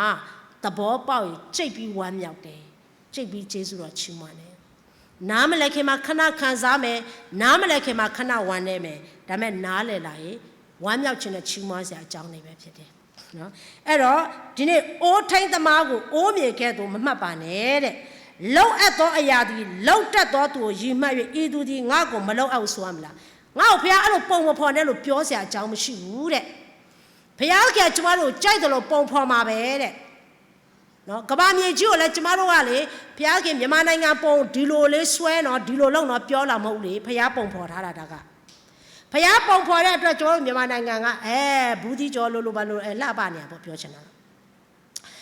ဒါကြောင့်တိုင်းနိုင်ငံတီးတဲ့မြေပုံကြည့်တဲ့အခါမှာလူဖော်ထားမဟုတ်ဘုရားပုံဖော်ထားတာကဘာမြေကြီးကိုဖန်ဆင်းတော့ကကျမတို့တွေကဘုရားသခင်ကိုအင်ဂျင်နီယာလုပ်ပြီးတော့ပုံဆွဲပေးတာမှမဟုတ်တာဘုရားကိုယ်တိုင်ကအင်ဂျင်နီယာဖြစ်တယ်ဖျားကိုယ်တိုင်ကအီမြေကြီးကို तू ကဘာဖြစ်လဲစိတ်ကြိုက်ပုံဆွဲပြီးတော့ဖန်ဆင်းထားတာဖြစ်တယ်ကျမတို့ဖန်ဆင်းတဲ့ခါမှာလည်းပဲအဲ့လိုပဲမြေမုတ်လေးကိုယူပြီးတော့ဘာဖြစ်လဲပုံဖော်တယ်ပုံလဲပေါ်လာတော့အသက်ရှင်တဲ့တရားဖြစ်ဖို့အတွက်ကျမတို့အထက်မှာဇီဝတ်တဲ့မှုတ်သွင်းလိုက်တယ်ယောဘဝတ္ထုခိုင်း32အပိုင်းငယ်8မှာတို့ရတဲ့လူအထက်၌ဝိညာဉ်ရှိဘုရားခင်အသက်ရှင်စေတော်မူသောကြောင့်ဉာဏ်ရှိတဲ့နော်တို့ရတဲ့လူအထဲမှာဝိညာဉ်ရှိတယ်ဖျားခင်အသက်ရှင်စေသောကြောင့်ဉာဏ်ရှိတယ်နော်ယောဘ32ငယ်8မှာဒီနေ့ကျမတို့အထဲမှာဝိညာဉ်ရှိတယ်ဖျားပုံဖော်ပြီးတဲ့အခါမှာပုံပေါ်လာတဲ့ကျမတို့ဒီသုံးလို့ရတဲ့သူချွတ်စရာကောင်းတဲ့သူနော်ဒီနေ့မင်္ဂလာရှိတဲ့သူဖြစ်ဖို့အတွက်အထဲမှာဝိညာဉ်ကိုဖျားထည့်ပေးတယ်လူထဲမှာဝိညာဉ်ရှိတယ်အဲ့ဒီဝိညာဉ်ကိုအသက်ရှင်စေတာဖျားတဲ့အဲ့တော့အဲ့ဒီဝိညာဉ်အသက်ရှင်တဲ့အခါမှာလူကဉာဏ်ရှိလာတယ်အဲ့ဒီဉာဏ်ကဖျားကိုပုံကံဖို့ဉာဏ်မဟုတ်ဘူးဖျားကိုသိတော်ဉာဏ်ဖျားကိုဘာဖြစ်လဲရှိတယ်ဆိုတော့သိတဲ့ဉာဏ်ဖြစ်တယ်အဲ့တော့ကျွန်တော်တို့အထဲမှာဝိညာဉ်ရှိတယ်ကျွန်တော်တို့ကိုဖျားပုံဖော်ပြီးတဲ့အခါမှာတန်ဖိုးရှိပြီးသုံးလို့ရတဲ့သူချစ်စရာကောင်းတဲ့အရာတွေဖြစ်လာဖို့အတွက်အထဲမှာဝိညာဉ်ကိုဖျားထည့်ပြီးတယ်အဲ့ဒီဝိညာဉ်ကိုအသက်ရှင်စေတာဖျားပဲဖြစ်တယ်ဘုရားကအသက်ရှင်စေသောကြောင့်ကျွန်တော်တို့ဉာဏ်ရှိတယ်။ဒါကြောင့်ဓမ္မမိတ်ဆွေနဲ့ကျွန်မအသက်တာထဲမှာဘုရားသခင်ကြီးကျွန်မတို့ကိုအမျက်တနိုးနဲ့ဖန်ဆင်းထားတာဖြစ်တယ်။ဘုရားကကျွန်မတို့ကိုပုံဖော်နေတာဖြစ်တယ်။ကျွန်တော်တို့ပုံဖော်ခံရမယ်။ဘုရားကပုံဖော်တဲ့အခါမှာတော့ကျွန်တော်တို့ကနာကျင်ခြင်းတွေတစ်ခါကြာခံစားရပါတယ်။ဝမ်းနည်းခြင်းတွေခံစားရပါတယ်။တစ်ခါလေကျကျွန်တော်တို့ရဲ့အသက်တာထဲမှာခြံထားခြင်းခံရတယ်လို့ထင်ရပါတယ်။တကယ်တော့ဘုရားခြံထားတာမဟုတ်ပါဘူး။ဘုရားဦးစားပေးနေတာဖြစ်ပါတယ်။နော်ဖျားဦးစားပေးတာနားမလည်ရင်ကျမတို့အချင်းချင်းပေါ်မှာညှူဆူစရာအကြောင်းတွေအချင်းချင်းပေါ်မှာချီနှောင်စရာအကြောင်းတွေဖြစ်တတ်ပါတယ်ဒီနေ့ကျမတို့ကျမ်းစာနှုတ်ကပတ်တော်နဲ့သွားမယ်ဖျားစကားနဲ့သွားမယ်ဆိုရင်ကျမတို့ကိုပုံဖော်နေတဲ့အရာအားလုံးကိုကျမတို့ချီးမွမ်းနိုင်မှာဖြစ်တယ်ဒါမှမဟုတ်ကျမတို့မချီးမွမ်းနိုင်ဘူးဖျားအပြစ်တင်သွားမှာနော်ကျမတို့ဒီလိုပုံဖော်ပါကျမအသက်တော်ဒီလိုလောက်ပါလို့ကျွန်တော်ပြောစရာအကြောင်းမရှိဘူးခုနပြောလို့ပေါ့နော်လောက်အပ်သောအရာဒီလောက်တတ်သောသူရီမိုက်ဤသူဒီငါ့ကိုမလောက်ရဘူးဆိုရမည်လားနော် ကျမတို့မှာပြောပိုင်ခွင့်ဘာမှမရှိဘူးတဲ့အိုးထိန်ဖြစ်တဲ့ဖယားကကျမတို့ကဘာဖြစ်လဲလှပတဲ့အသက်တာတွေသုံးလို့ရတဲ့အသက်တာဖြစ်ဖို့ပုံဖော်နေတာဖြစ်တယ်ကျမတို့ကတတိထားရမှာရွက်လှပန်းနေမဟုတ်ရွက်လှပန်းဆိုတာလှပဲလှတာဒါပေမဲ့ကျမတို့ကရွက်လှပန်းမဟုတ်အသီးသီးတဲ့အပင်တွေဖြစ်တယ်ဒီနေ့ကျမတို့အသက်တာထဲမှာစားစရာအသီးရှိရမယ်နော်အလှတစ်မျိုးတည်းပဲဖန်ဆင်းတာမဟုတ်ဘူးလှယုံတက်တက်ပဲမဟုတ်ဘူးလှလဲလှရမယ်သုံးလို့လဲရမယ်အဲ့ဒါဖြစ်တယ်ဒီနေ့ကျမတို့ယုံကြည်သူအသက်တာလှပဖို့ဘုရားပုံသွင်းနေပါတယ်ပြီးတဲ့အခါမှာလှယုံပဲလားမဟုတ်ဘူးသုံးလို့ရတဲ့အသက်တာဖြစ်ဖို့ကျမတို့ပုံဖော်နေတာဖြစ်ပါတယ်ဒီနေ့ဖယားသုံးလို့ရတဲ့သူလူကလည်းသုံးလို့ရတဲ့သူဖြစ်ဖို့အတွက်ဖယားပုံဖော်တဲ့အခါမှာဒီနေ့ကျမတို့တွေကပုံဖော်ခံဖို့ဖြစ်တယ်ဖယားကိုကျမတို့ကဇောတကမတက်ရဘူးဖယားကိုကြောမခိုင်းရဘူးဒီနေ့ကျမတို့အချင်းချင်းတို့ကိုညှူဆူခြင်းနဲ့ချီနှောင်ခြင်းတွေမလုပ်မိဖို့တတိထားရမှာဖြစ်ပါတယ်နောက်တစ်ချက်ကတော့ဒီနေ့ကျမတို့အိုးမြေတွေဖြစ်တဲ့ကျမတို့အသက်တာတတိထားရမယ့်အရာလို့ပြောပြချင်ပါတယ်ယောမခန်းကြီး9မှာဖတ်ချင်တယ်ယောမခန်းကြီး9အပိုင်းငယ်21 22ကိုခဏဖတ်ချင်တယ်ယောမခန်းကြီး9အပိုင်းငယ်21 20เนาะယောမခန်းကြီး9အပိုင်းငယ်21 20မှာအိုးထိန်သမားသည်တဲ့အိုးမြေကိုပိုင်သည်မဟုတ်လောအိုးမြေတပုံဒီနေ့အိုးမြတ်အိုးရုပ်ကိုလှုပ်ပိုင်သည်မဟုတ်လောဘုရားသခင်သည်မိမိအမျက်တော်ကိုပြ၍တကိုးတော်ကိုထင်ရှားစေခြင်းကအလိုတော်ရှိသည့်တိုင်ပျက်စီးခြင်းဖို့ပြင်ဆင်သောအမျက်ခံရအိုးများတို့ကိုအလွန်သီးခံခြင်းခံနေနှင့်သီးခံတော်မူဒီမှန်တယ်တဲ့အဘယ်ကြောင့်ပြောပွယ်ရှိအပ်သနည်းချီးမြှောက်ခြင်းအဖို့ပြင်ဆင်တော်မူနှစ်သောဂယုဏခံရအိုးများတည်းဟူသောဆိုတော့ဒီကျမတို့ဒီယောမဩဝါဒစာခန်းကြီး9အပိုင်းငယ်21က23ထိပေါ့နော်21ကနေ23မှာကြည့်ရတဲ့အခါမှာအမျက်တော်ခံရတဲ့အိုးနဲ့ဂယုဏတော်ခံရတဲ့အိုးနှစ်မျိုးကိုကျွန်တော်တွေ့ရတယ်နော်ဖယားရဲ့အမျက်တော်ခံရတဲ့အိုးရှိတယ်ဖယားရဲ့ဂယုဏခံရတဲ့အိုးဖြစ်တယ်ခုနကတော့ကျွန်မပြောသွားတယ်လောကကြီးမှာအပြစ်မပါပဲကောင်းတာလုံနိုင်တဲ့သူတော်ကောင်းတယောက်မှမြေကြီးပေါ်မှာမရှိဘူးလို့ဖယားကလည်းပြောထားတယ်ကိုယ်တိုင်လည်းကျွန်တော်တို့နားလည်ပြီးသားဒါကြောင့်ကျမတို့အသက်တာထဲမှာအပြစ်မပါပဲကောင်းတာလုံနိုင်တဲ့လူမဟုတ်တဲ့အတွက်အပြစ်တော့ကျွန်တော်လုံမိမှာပဲဒါပေမဲ့ကျမတို့ဒီဂယုဏခံရတဲ့အိုးတွေဖြစ်ဖို့တော့အဲ့ဒီအပြစ်အတွက်နောင်တရဖို့လိုတယ်ဖယားရဲ့ဂယုဏခံရအိုးရှိတယ်ဖယားအမျက်တော်ခံရတဲ့အိုးရှိတယ်ဖယားအမျက်တော်ခံရတဲ့အိုးကတော့ဒီနေ့ဘဝမှာပျက်စီးသွားဖို့ပဲရှိတယ်ဖယားရဲ့ဂယုဏခံရတဲ့အိုးနဲ့အမျက်တော်ခံရတဲ့အိုးဖြစ်တယ်အဲကျမတို့ယောမခန်းကြီး2အပိုင်းငယ်9မှာလည်းကျွန်တော်ဖတ်ချင်တယ်ယောမခန်းကြီး2အပိုင်းငယ်9မှာဗာတွေ့ရလဲဆိုတော့9ကနေယောမခန်းကြီး4ကနေ2အခန်းကြီး4နဲ့5ကိုဖတ်ချင်တယ်ယောမခန်းကြီး2အပိုင်းငယ်4နဲ့5မှာ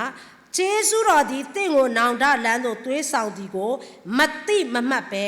ကြွယ်ဝစွာကျေးဇူးပြုတော်မူခြင်းတီးခံတော်မူခြင်းစိတ်ရှည်တော်မူခြင်းတို့ကိုမထီမဲ့မြင်ပြုသလောတဲ့ထို့သောပြုလေစိတ်ခိုင်မာ၍နောင်တမရသည်နှင့်အညီ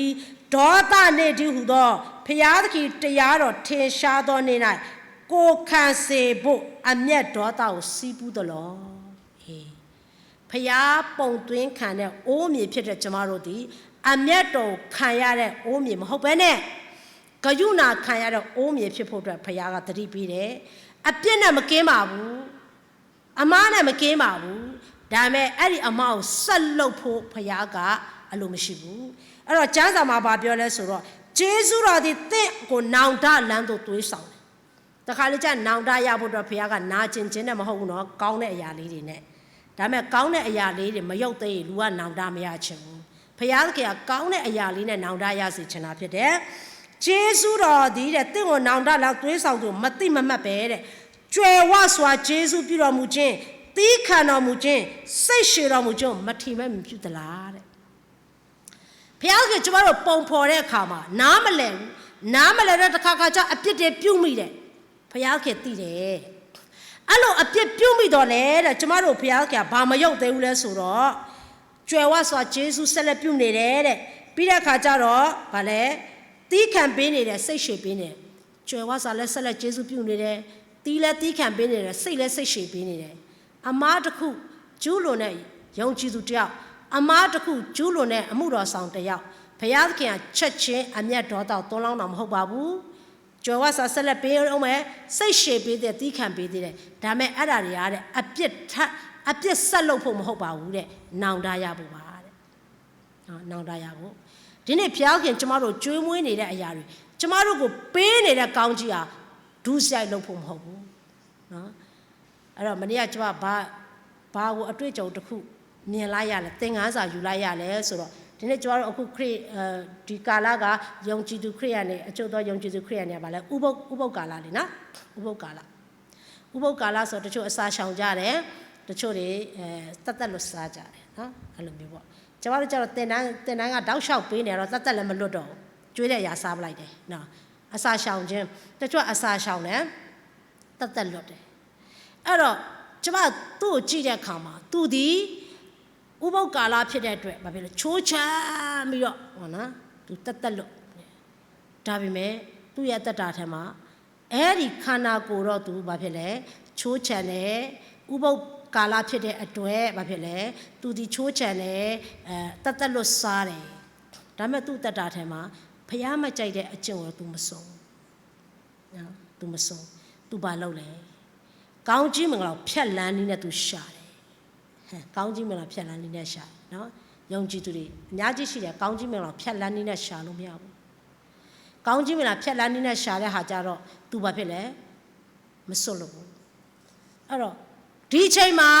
ကိုဒီချိုးချန်ချင်းခုနလိုပေါ့ဒီဥပုပ်ကာလမှာလူတွေကတက်လွတ်ယုံကြည်သူတွေမှုတော်စားတက်လွတ်စားခြင်းအစာရှောင်ခြင်းကောင်းပါလေကျမကသူတို့ပြောပြတယ်မှတ်ထားပါလို့နိဝေမြို့သားတွေအစာရှောင်လို့အမျက်ဒေါသကနေလွတ်တာမဟုတ်ဘူးနော်လို့အစာမရှောင်နဲ့လို့မပြောဘူးနော်လို့နောင်တမရရင်လာမှာပဲအစာသာရှောင်နဲ့နောင်တမရရင်ဘာလုပ်မှာလဲအစာတော့ရှောင်နဲ့အကျင့်မပြောင်းလဲဘာလုပ်မှာလဲနိဝေမြို့သားတွေအစာရှောင်လို့ဘုရားအမျက်တော်ကနေလွတ်တာမဟုတ်ဘူးအကျင့်ပြောင်းလဲသွားတာဖြစ်တယ်နောင်တရလို့အမျက်တော်မခံရတော့တာဖြစ်တယ်ရက်40အတော်အတွက်မင်းတို့အကျင့်နဲ့မပြင်းရင်ဖခင်ကဖြတ်စည်းမယ်ပြောပြီးသားနိဝေမြို့သားတွေအကုန်လုံးအစာရှောင်ကြတယ်အစာရှောင်လို့ဖခင်ကအမျက်တော်ကနေလွတ်ခွင့်ပေးတာမဟုတ်ဘူးအစာရှောင်ရဂျိုးနှက်အောင်သူတို့အကျင့်ပါပြောင်းလဲပြတာဖြစ်တယ်ဒီနေ့ဥပုပ်ဆောက်ရဂျိုးနှက်ဖို့ဒီနေ့ကျမတို့ဖခင်ငါတို့အတွက်ဒုက္ခစရိယာယေရှုလာခံတယ်အခုဟာဥပုပ်ကာလနော်ယေရှုဒုက္ခစရိယာကာလဖြစ်တဲ့အတွက်တက်လွတ်တွေစားကြတယ်ခန္ဓာကိုယ်မှာချိုးချမ်းကြတယ်အစာရှောင်ကြတယ်မင်္ဂလာရှိတယ်ကောင်းပါလေဒါကျမတို့သတိပေးတယ်အကျင့်မပြောင်းလဲနင်တို့တက်လွတ်ရကြုံမနှက်ပဲဖြစ်မယ်နော်အစာရှောင်ရကြုံမနှက်ပဲဖြစ်မယ်နော်လို့မိသားစုလိုနေတဲ့အတွက်ဒီလိုတော့ပြောလိုက်တယ်ဒီနေ့ကျမတို့အသက်တာအထဲမှာအမျက်တော်ခံရဖို့ဖရားကအလိုမရှိဘူးကျမတို့အသက်တာအထဲမှာဖရားသခင်ကအမျက်တော်နဲ့မခံရဖို့အတွက်ယေရှုပြုနေတာစိတ်ရှည်ပေးနေတာတီးခံပေးနေတာဒုစရိုက်ကိုဆက်လုပ်ဖို့မဟုတ်ဘူးဒါပေမဲ့တဲ့ဒုစရိုက်ဆက်လုပ်တဲ့အခါမှာတဲ့ကျမ်းစာသတိပေးတယ်ထို့သောပြုပြီးတော့စိတ်ခိုင်မာနေမယ်တဲ့နောင်တမရသည်နှင့်ဒေါသနှင့်တည်းဟူသောဘုရားသခင်တရားတော်ထင်ရှားသောနေ့၌ကိုခံစရာဖို့အမျက်ဒေါသကိုစီးပူးသလားတဲ့အဲ့ဒါဆိုရင်တဲ့ကိုယ့်ပေါ်မှာဖရားအမျက်ဒေါသရောက်လာဖို့အမျက်ဒေါသတွေစုထားတာ ਨੇ အတူတူပဲတဲ့မိဘတွေကအပြစ်တစ်ခုအတွက်စိတ်ဆိုးရင်တတ်တာတယ်နော်ဒါပေမဲ့စုထားမှနောက်မှသူတို့စိတ်ဆိုးရဆိုအယမ်းနဲ့ဘာဖြစ်လဲစိုးကြိုးတွေဖြစ်တယ်အဲ့တော့တချို့သောယုံကြည်သူတွေကတဲ့ဖရားကကိုယ့်ပေါ်မှာအမျက်တော်တွေအစုလိုက်အပြုံလိုက်ရောက်လာဖို့အတွက်အမျက်တော်တွေစုနေကြတဲ့သူတွေရှိတယ်တဲ့ဘလို့လူတွေလဲဆိုတော့ကောင်းကောင်းနေရတယ်ကောင်းကောင်းစားရတယ်အမားလုပ်ပေမဲ့လည်းဖရားစိတ်ရှည်ပေးနေတယ်နော်အမားမကင်းပေမဲ့လည်းဒီနေ့ဖရားကတီးခံပေးနေတယ်ဖရားကဆုံးမခြင်းမလာသေးတော့ဟုတ်ကြီးထင်တယ်တကယ်တော့ဖရားသခင်ကနာကျင်ခြင်းနဲ့အမျက်တော်နဲ့မဆုံးမသေးတာနောင်တရဖို့ဖြစ်တယ်ဒါမဲ့တဲ့အဲ့ဒါတွေကိုတဲ့မထီမဲ့မပြုကြတယ်တဲ့တချို့ယုံကြည်သူကအဲ့လိုမထီမဲ့မပြုတယ်ဆိုတော့ဖရားရဲ့အမျက်တော်ပဲခံရမယ်တဲ့ဒါကြောင့်ဖရားလက်ထဲမှာရှိတဲ့ အိုးမြေတွေဖြစ်တဲ့ယုံကြည်သူတွေရဲ့ဖြစ်တည်ခြင်းနဲ့မှာအမျက်ခံရမယ့်အိုးတွေရှိတယ်ဂယုဏခံရမယ့်အိုးတွေရှိတယ်ကျမတို့ယုံကြည်သူတို့ဒီဖယားရဲ့အိုးထိန်တီးဟူသောဖယားလက်တော်ထဲမှာပုံဖော်ခံရဖို့ဖယားကအလိုရှိတယ်ဖယားပုံဖော်ခြင်းခံယူပါဖယားပုံဖော်နေတဲ့အရာကိုနားလည်ပါချီးမွမ်းပါဖယားတော့ပုံသွားမဖော်ပါနဲ့ခုနကျွန်မပြောသလိုပဲဣသေလလူမျိုးတွေဖယားကိုပုံဖော်လိုက်တာနွားရုပ်ကြီးထွက်လာတယ်နော်ဖယားကိုကျွန်တော်တို့ပုံဖော်လို့မရဘူးဖယားကဘာနဲ့မှခိုင်းနိုင်လို့မရဘူးကျမတို့ဖယားရဲ့အယုတ်ကိုဆွဲလို့မရဘူးကျမတို့ကတော့ဖယားရဲ့ပုံဖော်ခြင်းကိုခံရမှာဖြစ်တယ်။အိုးထိန်ကိုသွားပြီးပုံဖော်လို့မရဘူး။အိုးထိန်ငါ့ကိုဒီလိုလေးလှအောင်ဒီအိုးလေးပြောင်းလုပ်ပေးပြောလို့မရဘူး။နော်ပြောပိုင်ခွင့်မရှိဘူးတဲ့။ဒါကြောင့်ဒီနေ့ကြောက်မဲ့ပွဲကောင်းတဲ့ဖယားလောကီဖယားတို့ကိုအငတ်ထားမဲ့ဖယားဖယားအပေါင်းကိုတရားစီမဲ့ဖယားကောင်းတဲ့မြေကြီးကိုမဖန်ဆင်းတဲ့ဖယားကောင်းကင်အောင်မြေကြီးပေါ်နဲ့ကွယ်ပြောက်စေမဲ့ဖယားမှန်တဲ့ဖယားအသက်ရှင်တဲ့ဖယားနေဆာထာဝရပင်ဖြစ်ပြီးတော့မန်၅ပါးကိုအောင်မြင်တဲ့ဖယားရဲ့လက်ထဲမှာကိုယ့်ရဲ့အသက်တာပုံဖော်ခြင်းခံမယ်ဆိုရင်ကာလတွေကမလှပိုက်နေပါစေဒီနေ့ကျမတို့ကလှနေမှာဖြစ်တယ်ကာလတွေကစိတ်ပြက်စရာကောင်းရင်ကောင်းနေမယ်ကျမတို့တွေကသူတစ်ပါးတွေသုံးလို့ရတဲ့ချီးမွမ်းစရာအသက်တာဖြစ်နေမှာဖြစ်တယ်